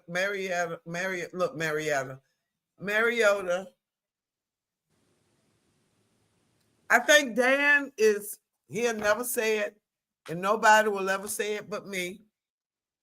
The fact that he done got that boy hurt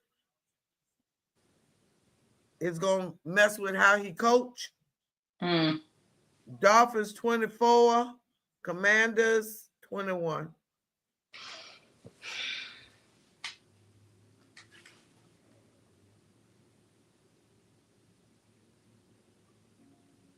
Dolphins 30. Oh, okay. Yeah.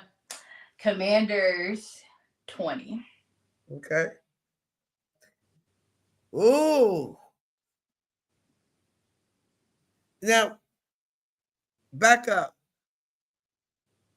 Never mind. I'll wait. Okay. Ooh. Panthers, Falcons. Is that a game of the week? That's a division It's always rivalry. a game of the week because it's a division rivalry, and we got something to prove after that. After our first one, you guys. Hopefully, I'm not having a whole entire heart attack or stroke. All the things, blood pressure high, all that in the stadium because they effing us up. But you know, we have something to prove after that last time we played them in week 3. Was that Yeah. week 3 when we went when we let them beat us? No, let me change that. They didn't beat us. They gave us the ass to grass. Yes, they did. Yeah. Yeah. Do I believe in my Falcons?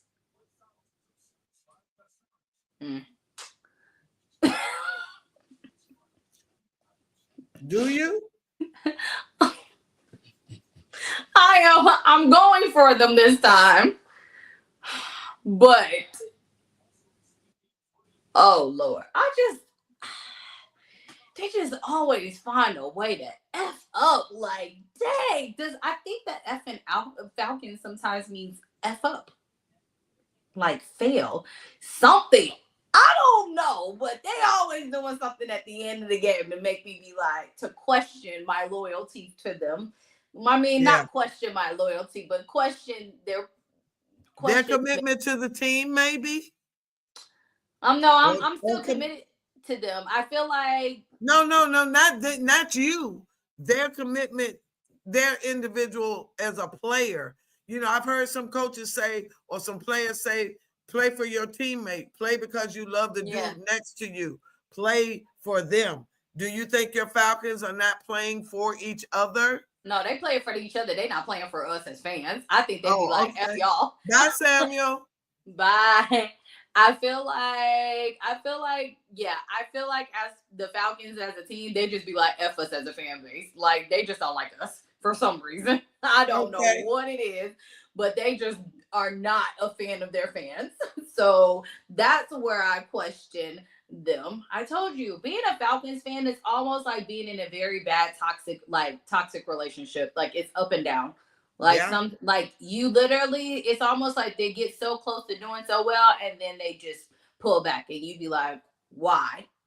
I come and support you. I do all these things for you. And we have these conversations and you say, yeah, I got it. And then you start showing it, be like, okay. And then at the end, you just take it away. You be like, why? And then you be like, I'm about to walk away. And then you be like, nah, I can't do that. I really can't. I've invested too much in this. So this is how I feel about them. So I'm going to go for them. I've been going against them these last couple of weeks in my predictions and have been getting them right because of that reason. But this time I think we might have it just because it's a division rivalry and we got our ASS handed to us the first time.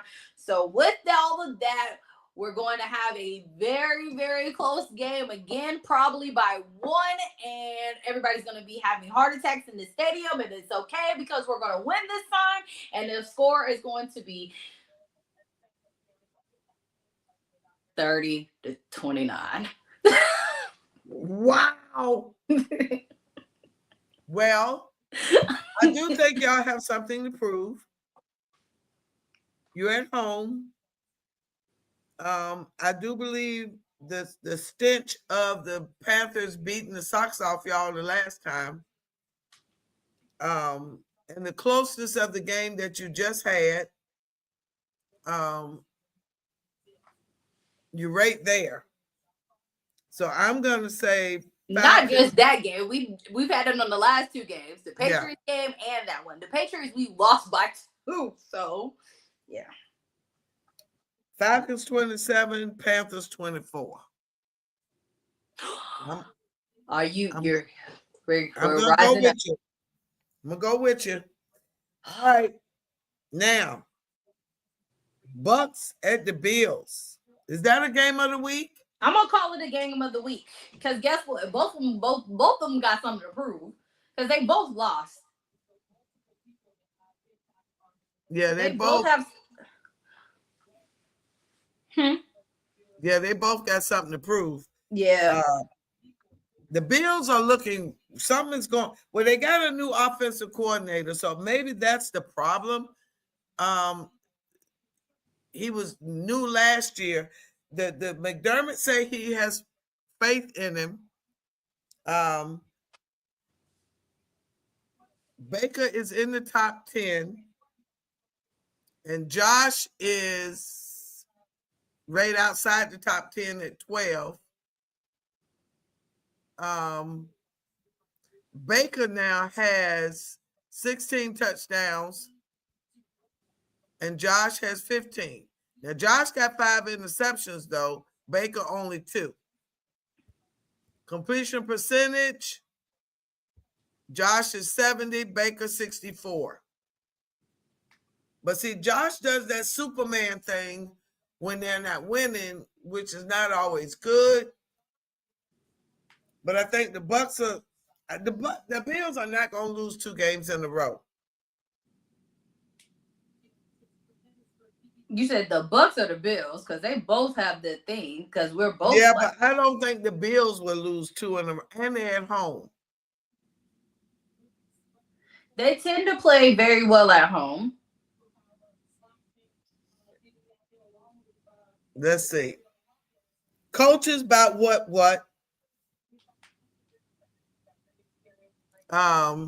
Coaches are about what? Let me see something. I don't know.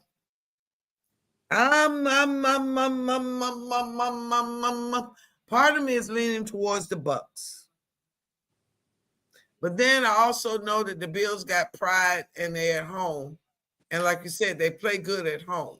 Also, at that, let's also get weather into consideration on this too. Yeah, it's finna get cold, and it's gonna be cold. Not finna get cold. It is cold, and I'm pretty sure it's probably snowing. 27-24. Oh, I just said that for the last game. For who? Who's gonna win? Bills or Bucks? Oh, that silence means you're going for the Bucks. Nope. Oh, you said Bills. Okay. Well, I'm agreeing with this. I will say the Bills, but I think it's going to be a little bit bigger. I think it's going to be 30-17. I just don't feel like, especially if it's snowing. Like let's think about this. Tampa plays in a warm weather, and I do mean warm all year round. I don't think we've ever seen. And the last time they played, when they played the Chiefs last year, I think it was cold, but I don't think it was like super duper cold and stuff like that. I don't think that they played in a snowy weather, and I just have a feeling. Let's look at what the forecast for. Go right ahead. Let's see, Buffalo forecast. Buffalo, New York.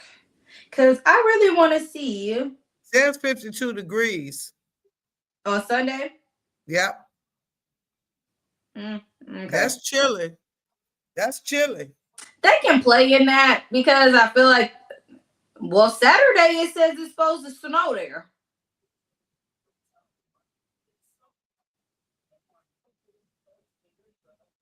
Well, they play at 1 o'clock. Oh, no, that was today. It's the 30, yeah.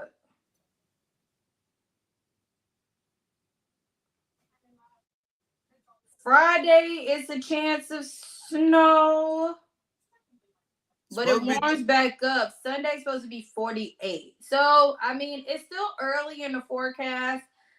But, I mean, if it's snowing, then I feel like the Bills will, like, run through them. If it's just cold, it might be a more even little match because they can take that. But I just feel like, so. All right.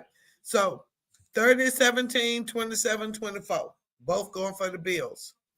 Texans at the Titans. I met somebody yesterday, and they were talking about the Titans. And I mentioned you. I forgot what else we said. But anyway, You I mentioned believe me. the Texans will beat the socks off the Titans, huh? You said you mentioned me? Oh, for Yeah, because didn't you know somebody that played for the Titans or worked with the Titans or something? Or I used to know the. Okay, peoples. Here's a fun fact for you guys about Master T. I was really in I've always wanted to be like in NFL sports and stuff like that. When I was in my senior year of college, like I was still trying to figure out what area into like as a doctor, because I really wanted to be a doctor at first. So I was trying to figure out what area. My friends were like, yo, you should do sports medicine because obviously all you do is watch sports and stuff.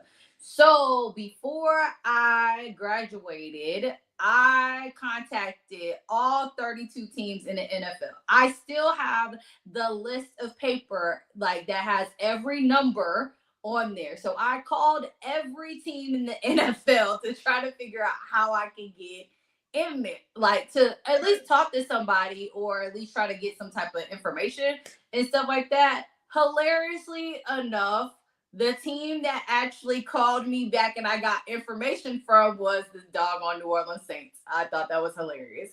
Out of all teams. And I put a check mark after I did and what they said and what the requirements were that I needed and stuff like that. So it just so happened that that's how I got into that. So I got there when I was in grad school, like doing there, I was still keeping in touch with the Saints, what was that, their personal trainer and stuff, like their head personal trainer. So I went to Nashville and they went and they played the Titans. That's how I ended up going there. So I don't really know anybody on Titans, but I did know the Saints personal trainer at one point in time. And then when I lived in Japan, he ended up moving to the Pelicans. But yes. Fun fact. I was serious. So now the Texans will be at the Titans. And they're going to put ass to grass. Yes, they are on a roll. The Titans will not score.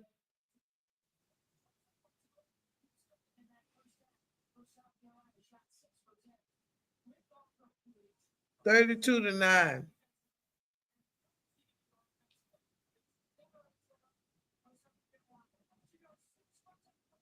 You said 32-9?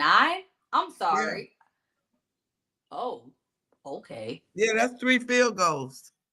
I know that. It was just it was like I heard it, but it was a nice little okay. Damn.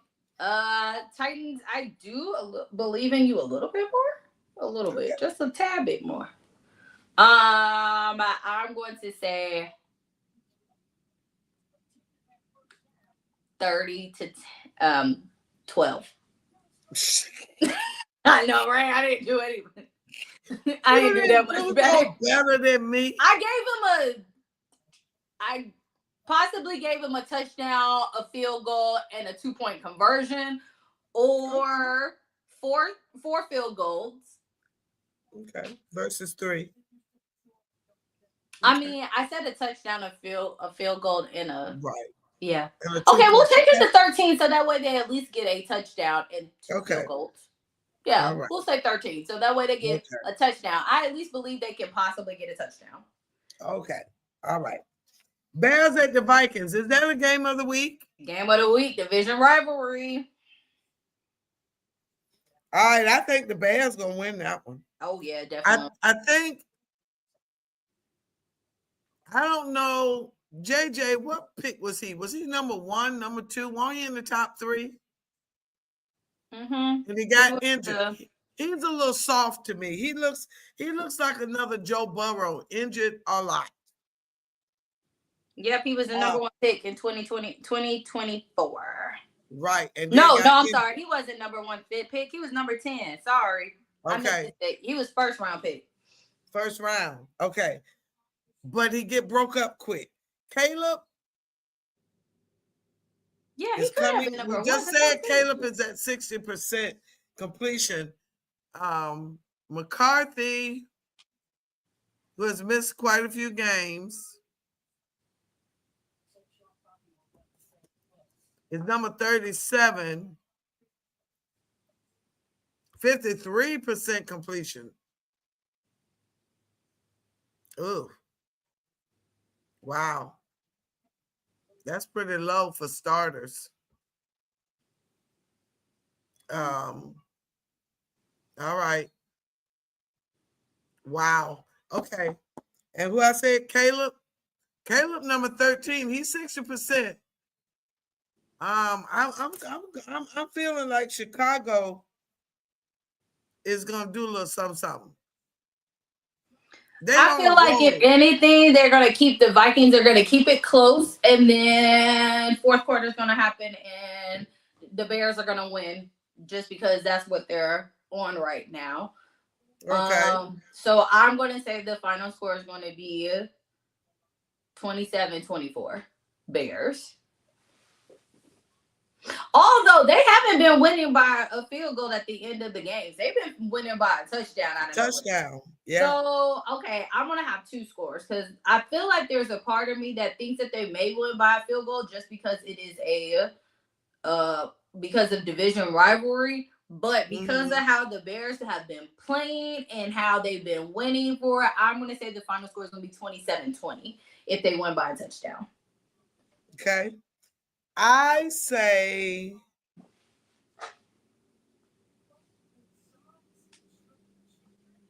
28-21.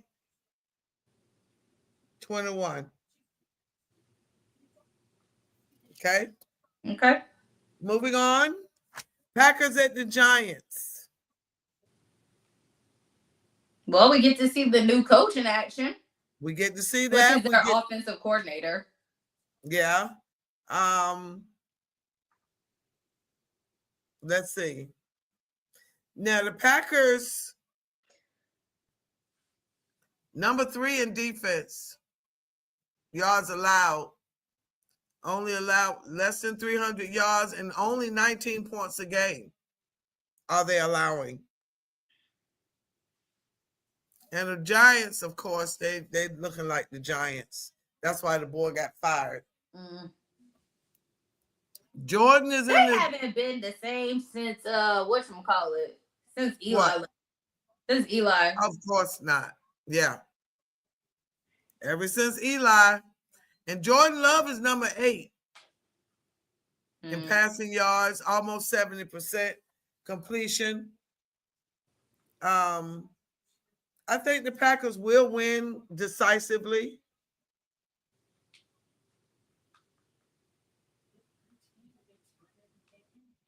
$28.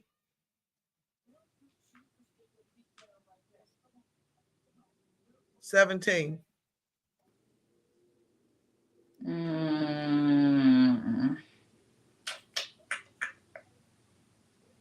Wait, you said Packers 28-17? Yeah.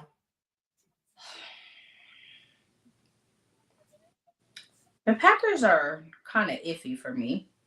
Yeah. I feel like they may mess around and end up losing to them because they lost against the Panthers. And I mean, Panthers definitely are way more like better stuff. But the Giants, since they're out of what Scatterboo's out, but they still been somewhat holding on a little bit. Yeah. Packers offense, they're either on or they're not on, or they off recently. Like last night, they were a little off. Well, not a little. They were off. Yeah. I feel like they will not lose 3 in a row. So I'm going to say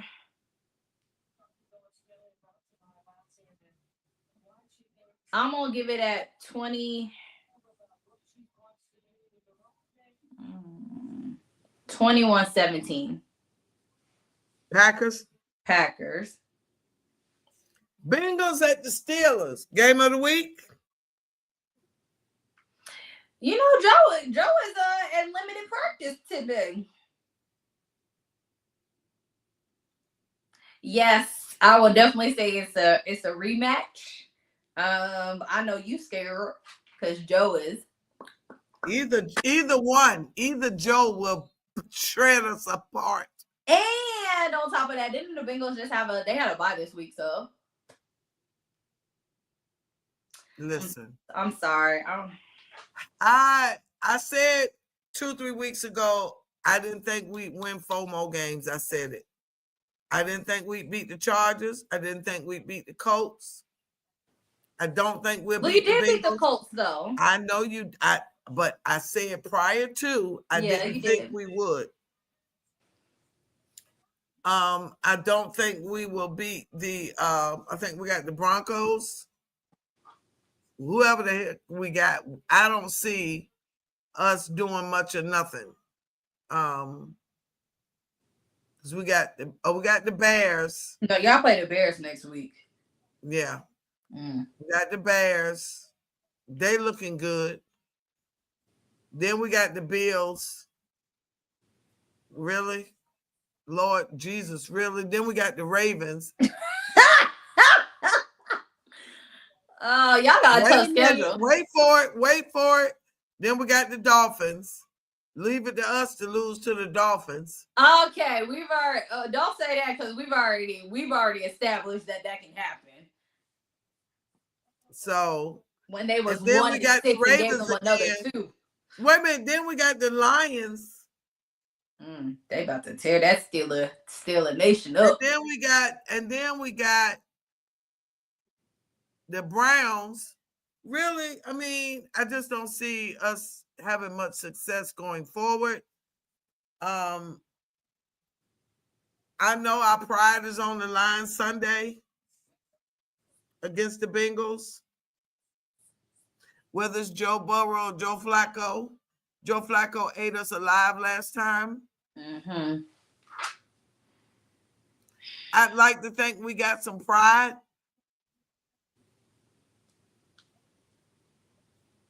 I really don't know if we have any. I don't like the way. Oh, and I read that this is really concerning to me. You can say what you want about me. Cam Hayward does a movie night for the team. Guess who showed up? One person. Oh, I thought you were like like a coach or player. Oh, see, it's something in the locker room. There's something going on. Unless that was an AI generated article that I could not verify. Say word. If he had movie night and only one person showed up, that's a problem. That's a problem. Dang, I can't believe he's only 36. He looks so much older. Who, Cam? Yeah, he does. So that's a problem.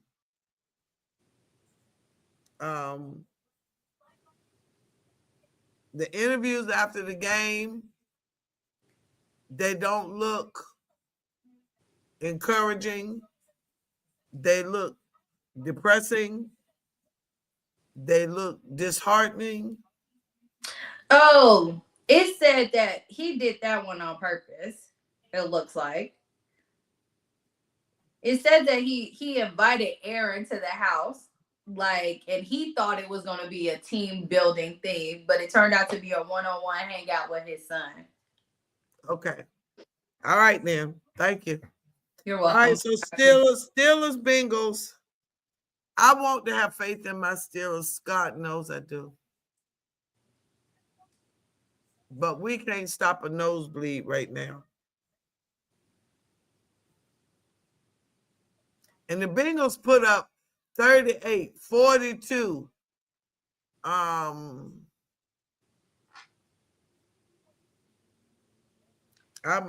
scared.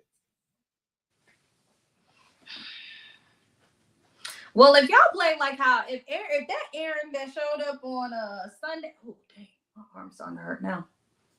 Sorry, I had a flu shot today, so my arm's hurt.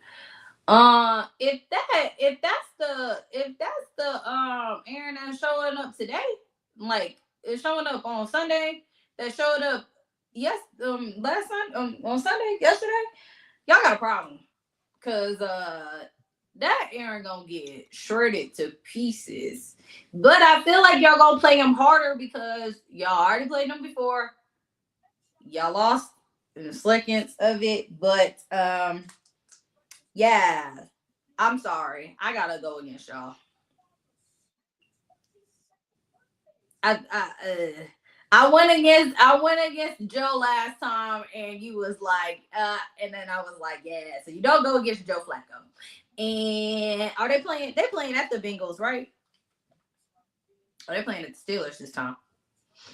I guess some terrible tiles about to get thrown on the ground at them. So I'm going to say the score is going to be 38-28. I said 32-21 Bengals. Who they nation? Who they? Chargers at the Jaguars. That should be interesting. That could be a game of the week.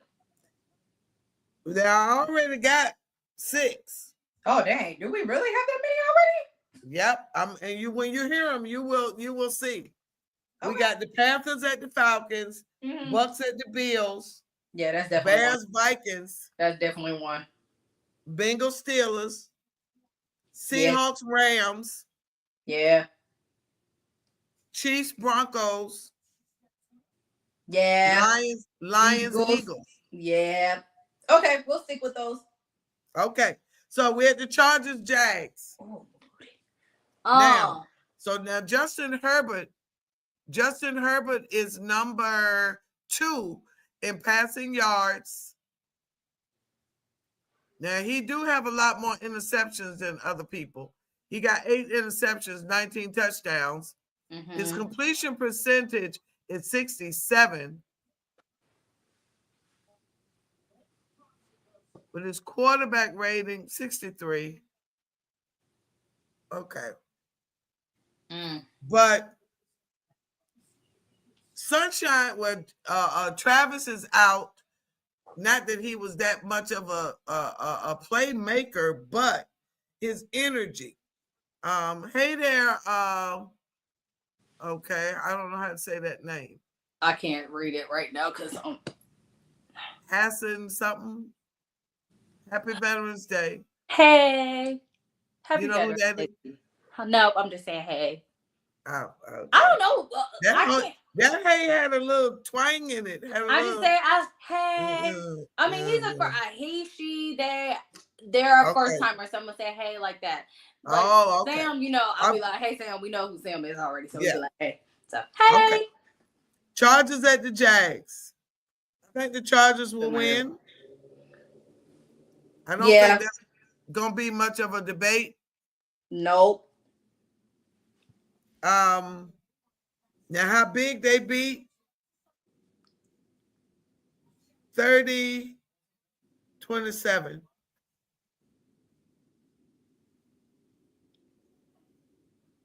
Now that one is short. I ain't got a whole lot to say other than I think the Chargers are kind of on a little bit of a roll. They look good. Yeah, he got a few interceptions, but they look good. They look energized. Nice word. They look energized. That's another NFL term. We're gonna start doing it. We should do that. We should start keeping a list of like the NFL terms that's always being said in interviews. Energized. They look energized. The Jags look better. Huh? Electric. The Jags look good. But I just don't think they're at that level this year. We thought they were going to be there before, but then the new coach came in, so I think next year they'll be a little bit better. But I do think the Chargers, for Harbaugh to be the first-year coach there, 30-27.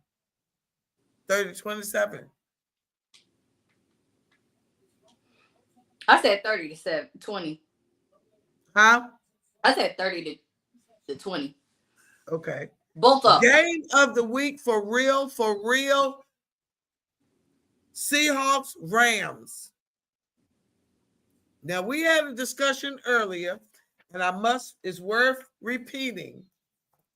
Dang, they both 7. Look, okay, let's talk about how amazing this is, because how it really is a game of the week, because they're both 7-2 and it's a division rivalry. And Jared Goff is number 9 in yards, but number 1 in completion percentage. Matthew Stafford is number 1 in touchdowns and decent in completion percentage, 67, but only 2 interceptions. You mean you meant to say Sam Darnold, right? Not Jared Goff. No. Oh. Jared Goff is number 9 in yards. Well, they're not playing the Lions. Oh, that's right. I'm sorry. That's why I said, you mean Sam? Sam. Wait a minute. Let me get Sam. I'm sorry. I meant Sam. Sam is number 1 in QBR. Okay. That's why I was like. Number 7 in yards. Number 7 in yards. And 71% completion. That's what it was. He's 71% completion. 71 versus 70. Dang, this is going to be 67. This is a hard one. That's very hard. This one's very hard because, like, oh gosh. Like, it's hard because they're so, I won't say they're evenly matched, but I just feel like it's like the Seahawks, their defense is just dominant. And the Rams, their offense is very electric. Okay, so look, you said defense. Mm-hmm. The Seahawks allow 307 yards per game. The Rams, 312. Their defense? Yep. 312, 307. Then. That's very evenly matched. Yeah. Total yards. Hold on. Total yards. Rams, 373 a game. Seahawks, 360 a game. Points. Rams, 27.9 per game, 28. Seahawks. Hold it. Seahawks 30 per game. This is getting harder because I was also trying to be like, let me see what the final factor of my thing was going to be of where they're playing, and it's at the Rams. Yep. But I feel like the Seahawks still bring that level of energy because their fans travel.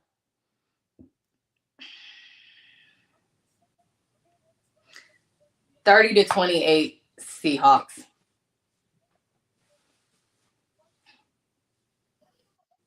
Actually, 31-28 Seahawks. Either way, it's going to be very close.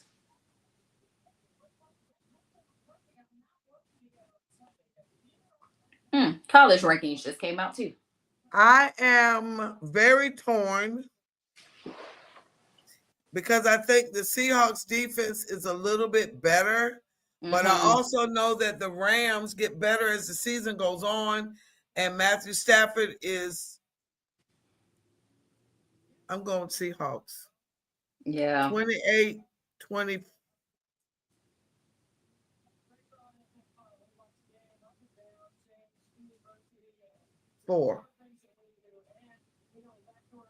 Okay. 28-24 Seahawks. Okay. All right, moving on. 49ers at the Cardinals. Their season is not going quite like we thought, the 49ers. I mean, Purdy then got hurt. They got no more Deebo Samuel. Christian McCaffrey still showing out. But they're still in it, though. They're still in it. Yes, they're still in it. It's another division rivalry, too. Jacoby looks better than Kyler, who we now know is on IR. We're going to put these in quotes. Kyler's on IR. He is on IR, but, you know, reasons, we're just going to keep that as a... I think the 49ers, we got the battle of the backups, Mac against Jacoby, who is now the starter, but still the backup. That's right. Brock is still hurt, too. Yeah, Brock is still hurt. The 49ers have Christian McCaffrey, which gives them an advantage. Jacoby and Marvin Harrison Jr. they've been connecting really well. I kind of feel I want to go with Cardinals on this one. I just feel like they may upset them because it is a division rivalry, and I don't know. I think they're at home, and they seem to play better at home. It seems like so. They both average about 22 points a game. I'm kind of leaning with you that the Cardinals and Jacoby are gonna give them a stunner. Yeah. 21-20. 27-24. Now, Ravens at the Browns. It's a division rivalry, and I know the Ravens are the Browns are only 2-7, but they play so different when they play the division rivals. Every team does. I have yet to see a division rivalry game and be like, yeah. I mean, there are some, but most of the time, you know that they're going to. It's harder than anybody. You just be sitting there looking like, ooh, this is about to be a good game. And Lamar he has knocked the rust off. Mm-hmm. They are on a mission. If they win, we will be tied at 5-5. Cause she don't. If we lose and they win 5-5. I just feel like the Ravens are on the trajectory that we thought they would be on before Lamar got injured. Mm-hmm.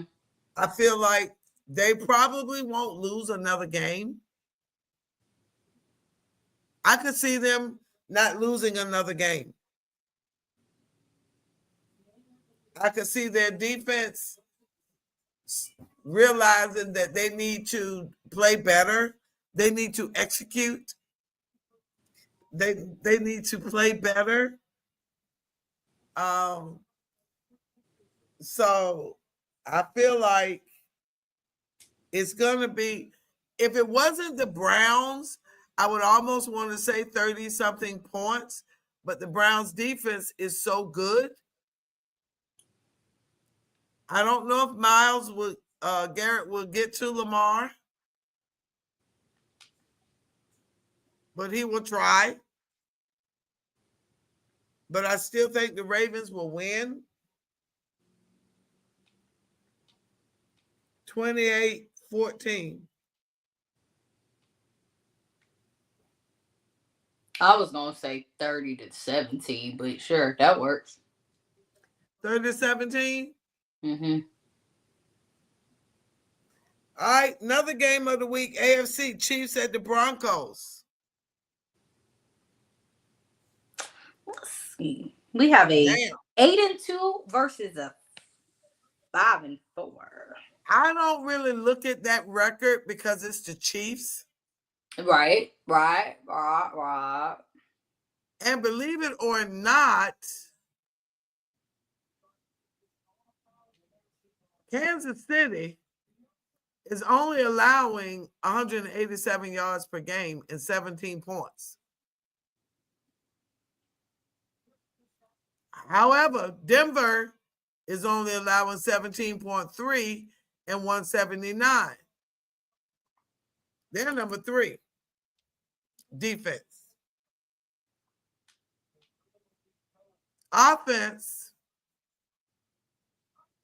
Kansas City, they're scoring 26 points, averaging almost 250 yards per game. The Broncos, 23 points and 206 yards per game. Oh, that's passing. Wait a minute. Back up. The Chiefs, total yards per game, 370. I'm sorry. And the Broncos, 334. But those points, The Chiefs 26, Broncos 23. Division rivalry, Broncos are on a roll.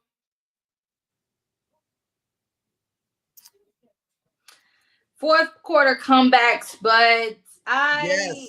I'm going with the Chiefs on this one. I think Big Red, Sexy Red, all the ones you want to call, Andy Reid can outcoach Sean Payton. The Broncos are on a 7-game win streak. Yeah, but that's all, like, not to say anything, but it's all from like a field goal at the end of the game and fourth quarter comebacks. I feel like the Chiefs, if they're gonna play, they're gonna play hard. They're gonna make sure, like, yeah. I think the Chiefs are going to win this one. I mean, they already lost against the Bills last week. Well, the week before last, and they were on a bye. So, and guess what month we're in? November. And we know what happens in November and December. The Chiefs don't lose. No, they don't. It's very rare that they lose. So, with that being said, I'm going with the Chiefs. And I'm going to say it's going to be a 27-20.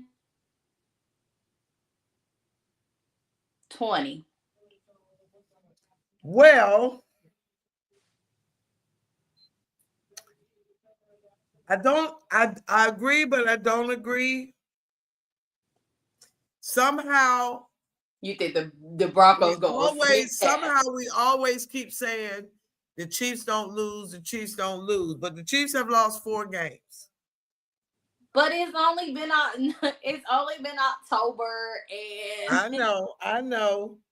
This will be their first game in the month of November. And they don't lose in November and December. Something about there. They end up, it's almost like when the Rams, when they start off super duper slow and then all of a sudden second half they come out of nowhere, you be like, oh, Rams. Okay. Only this year they've been consistently good. 21-20. Broncos. I can tell by your facial expression. I just as much as I'm gonna do 2 scores. I'm surprised you did a 1 point and not a 3 point. I did a 3 point, 24-21 Chiefs and 21-20 Broncos. No, I mean with the Broncos winning. I know. I'm surprised you didn't do a field goal because that's literally what they've been winning by. Okay. Game of the week: the Lions at the Eagles, Sunday night. Now, Dan Campbell is taking over the play calling. They scored 44 points. But the defense of the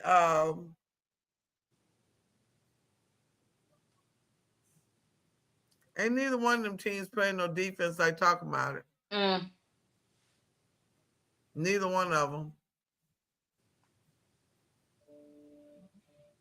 Well, I say Lions and the Eagles. The Eagles are allowing 327 yards a game. Oh, shoot. That ain't what I wanted. Go back. Go back to where I was.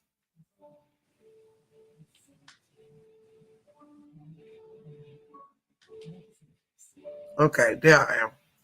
What is that? Offense, I want defense. Okay, I said what? Yards per game, 294, Detroit. And the Eagles, 327. Detroit allowing 22 points a game, and the Eagles, 21. It's definitely a game of the week. But what I've noticed about the Lions, they scored 44 one week. Now, we had one period where they were scoring a lot of points. Are they going to keep that up? Dan Campbell is the play caller now. Is that going to be the same? or are the Eagles going to put a stop to that? They're in Philly. Motor City versus the city of brotherly love. Both teams are tough. Both teams got good quarterbacks. Jared Goff, I said, in a 74% completion. Jalen Hurts only got one interception. He just been steady Eddie. He ain't making a whole lot of noise, but he ain't making no mistakes either.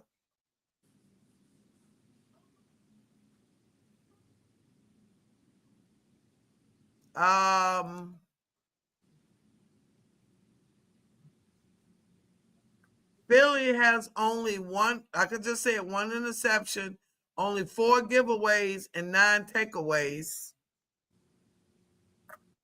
Detroit, 6 giveaways, 12 takeaways.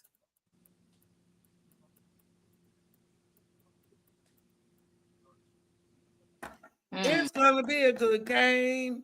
It's going to be a good game.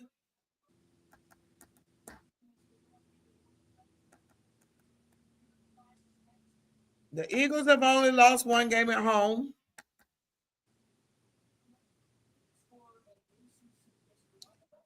I think the Eagles are tired of people talking about them not looking that good.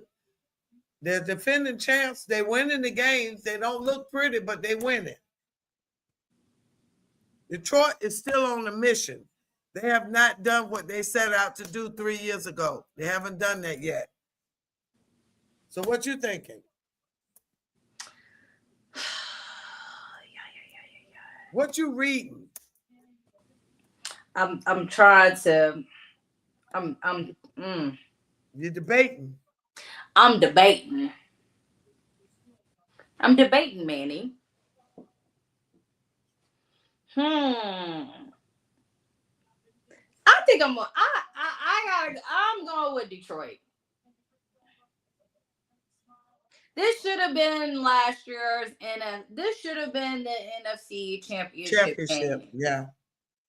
And I'm just gonna go with, and it would have been in the same area, all the other stuff. I think the Lions. I'm going with them. I just feel like the Eagles, their offense is still off at times.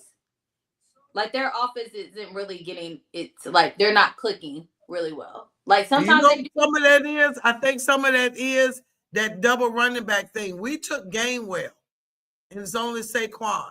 Yeah. And I think something wrong with Saquon.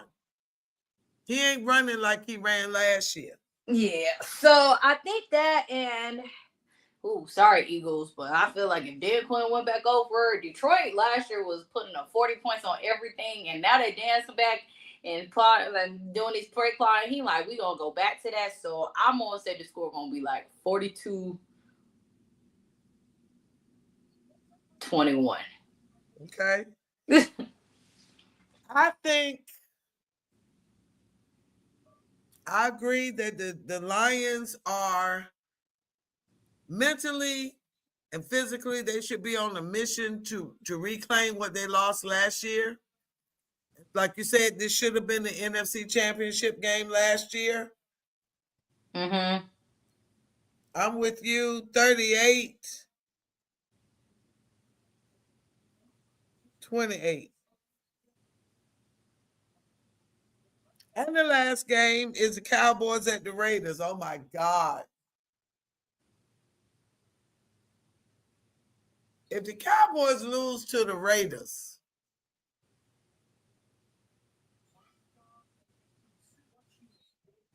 I don't know what to say about the Cowboys. I don't. If they lose to the Raiders, I just don't know.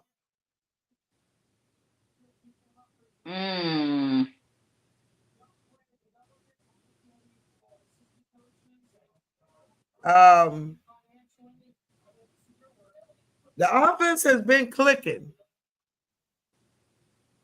They are averaging almost 400 yards a game, 378. and almost 30 points, but they ain't winning. They ain't stopping nobody. That's the problem, though. They ain't stopping a soul. They're allowing 30 points. And the Poe Raiders, they stopping some folk. They only allowing 24. Girl, if the Raiders beat the Cowboys, I know Jerry gonna be sick. I think the Cowboys, they definitely have to have some camaraderie. Like, this is an off week. They've had a lot happen, so they're definitely playing for Keelan. True. So they have now if they lose, it's because of all that too that's going on too, because that is pretty devastating in the middle of the year. Well, like middle of the season of your. And you know what? The fact that he had his first NFL touchdown, but he was still wearing his mom's ashes. And his letter said something to the effect, "I smiled so nobody would ask questions," or something to that effect.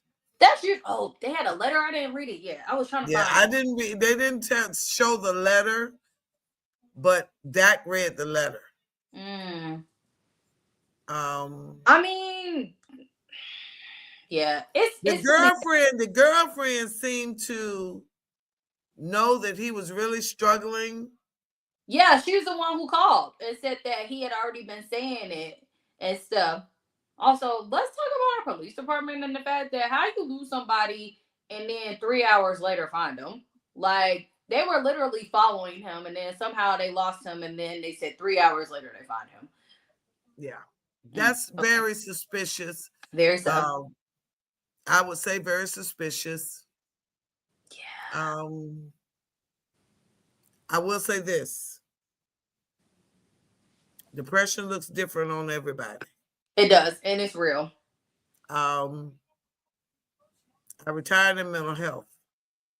And that depression can go from having a very good day in the morning for breakfast, and you can see a movie or hear a word, and by lunch, you are ready to go over the bridge. I've seen it. I've been there. I've worked it. I've lived it. He had signs, like you said. The girlfriend called. She knew it. She knew it. I believe Daddy knew it. Daddy knew it. Because they said that he's been battling with it for a minute. It's very, like I said, depression does look different on everybody. As everybody says, and I know it's almost like a cliche statement, but it's true.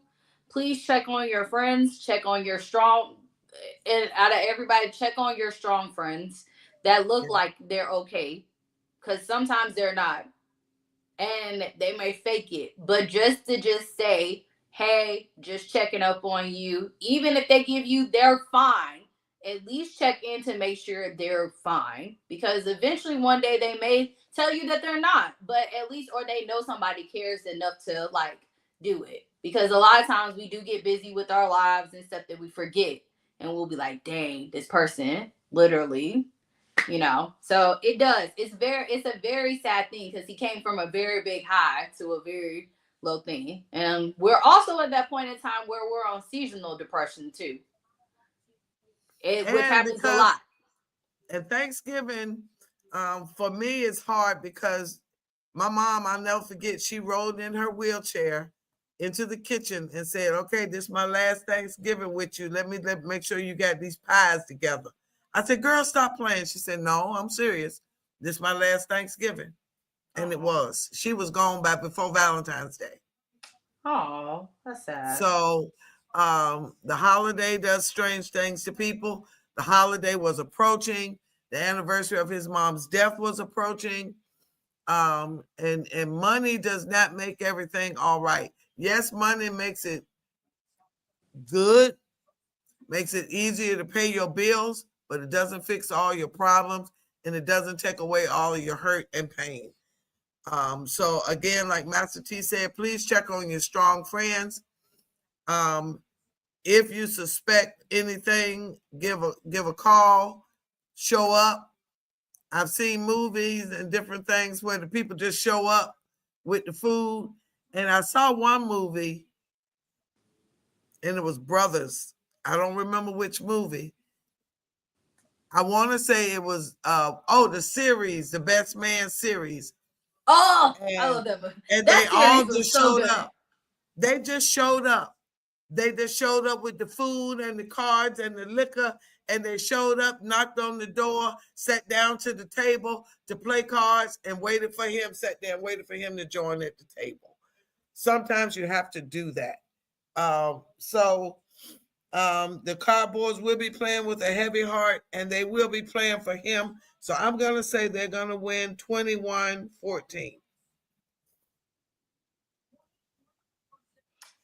I'm going to say 27-10. All right. So, ladies and gentlemen, that is week 11. Only 2 buys. Only 2 buys. And their records are pretty much the opposite. 8-2 and 2-8. The buys for the week. Buys of the week. Buys of the week. Buys of the week. Buys of the weeks. It's the Colts and the Saints. Aints. Colts and the Aints. Colts and the Aints. Colts and the Aints. Colts and the Aints. They got buys this week. Boom. Okay, now we got games of the week. I love how you switched it up, though, when you said, oops, I mean the Aints. Wait a minute. Where my paper go? Wait a minute. Love it, love it, love it. While you're doing that, let me pull up the nice little rankings this week for both NFL and ESPN. Yeah, pull that up. Oh, my paper flew over here. No wonder I can't find it. Oh. All right, now we got games of the week. Games of the week. Panthers, Falcons, Bucks, Bills, Bears, Vikings, Bengals, Steelers, Seahawks, Rams, Chiefs, Broncos, Lions, Eagles. That's it. Panthers, Falcons, Bucks, Bills, Bears, Vikings, Bengals, Steelers, Seahawks, Rams, Chiefs, Broncos, and the Lions and the Eagles. Those are the games. We got 6 games of the week. That's a lot. No, 7. 7. 1, 2, 3, 4, 5, 6, 7. It's a lot. That's a lot. But that's Hopefully okay. None of these will disappoint. All right, you got the rankings? I got you guys, because guess what? We have a new number one. Nope, never mind. They changed. Last week was the new number 1 for them. We didn't do last week's power ranking, so. But for us, it will be the new number 1. But for this one, is not new number 1 for week 10 and 11. Really was week 11. We're on week 11. New number 1 for us, because we missed y'all last week, will be the Seattle Seahawks. Yep, that's who I was thinking. Number 2, Los Angeles Rams. 3, the Indianapolis Colts. 4 is the Philadelphia Eagles. 5, Detroit Lions. 6 is the Patriots. 7, Chiefs. 8, Broncos. 9, Bills. 10, Bucks. Okay. 11, Chargers. 12, Packers. 13, 49ers. 14, Steelers. 15, Ravens. Wow. Okay. No, that's backwards. Exactly. That's why I said that don't sound right. 16, Bears. Also think the Bears should be able to on top. They should be. Yeah. 17, Texans. 18, Jags. 19, Panthers. 20, Vikings. 21, Falcons. 22, Cardinals. 23, Cowboys. 24, Dolphins. 25, Bengals. 26, Commanders. 27, Giants. 28, Raiders. 29, Jets. 30, Browns. 31, Aints. 32, Titans. Oh, they are the only 1 and 2 team. That is on NFL. That is your NFL thing. Let me get the ESPN together. Also, before I do this, we also forgot to say, I don't even know if this should be mentioned or not, but y'all's president decided that he wanted to tell the Commanders that he wanted his name to be. They booed him. to be on top, to be the stadium theme. So, not sure why, but okay. I don't know. He just wanted to be in charge of everything. He just don't know what to do with himself. He really don't. He need to go somewhere. Is this it? Here we go. Here we go. Power rankings. 11 power rankings. Here we go. Okay. ESPN has a little bit different. 1 Eagles, 2 Rams, 3 Colts, 4 Patriots, 5 Seahawks, 6. Back up. Yeah, they did. Hold up. Yeah, you heard that right. Wait a minute. Yeah. Say that again. I had my rhythm together and you threw it off, but okay. I'm sorry, baby. It's okay. Here we go. You want me to do top 5 again? This is your top 5 from ESPN. 1 Eagles, 2 Rams, 3 Colts, 4 Patriots, 5 Seahawks. Difference is they switched to 1 and 5. Yep. Okay. Here we go. I think it should be Seahawks number 1. I do agree with it. Although, remember how we kept saying that they're trying now? ESPN is probably doing it in a sense because they're trying to do like how we were saying earlier that the Eagles need to be number 1 because they're the champs. But if that's the case, I think they probably should have made the Seahawks 2 then, and then everybody bumped down 1 for yes. Okay. So if they were going to do it that way, it should have been 1-2, not 1-5. But okay, right. I agree. 6 Lions, 7 Bills, 8 Bucks, 9 Broncos. Don't think that. 10 Chargers. They need to switch this up again. 11 Chiefs, 12 Packers, 13 49ers, 14 Bears. They got that part right. 15 Ravens, 16 Steelers. They did get that part right. I will agree with them on that part.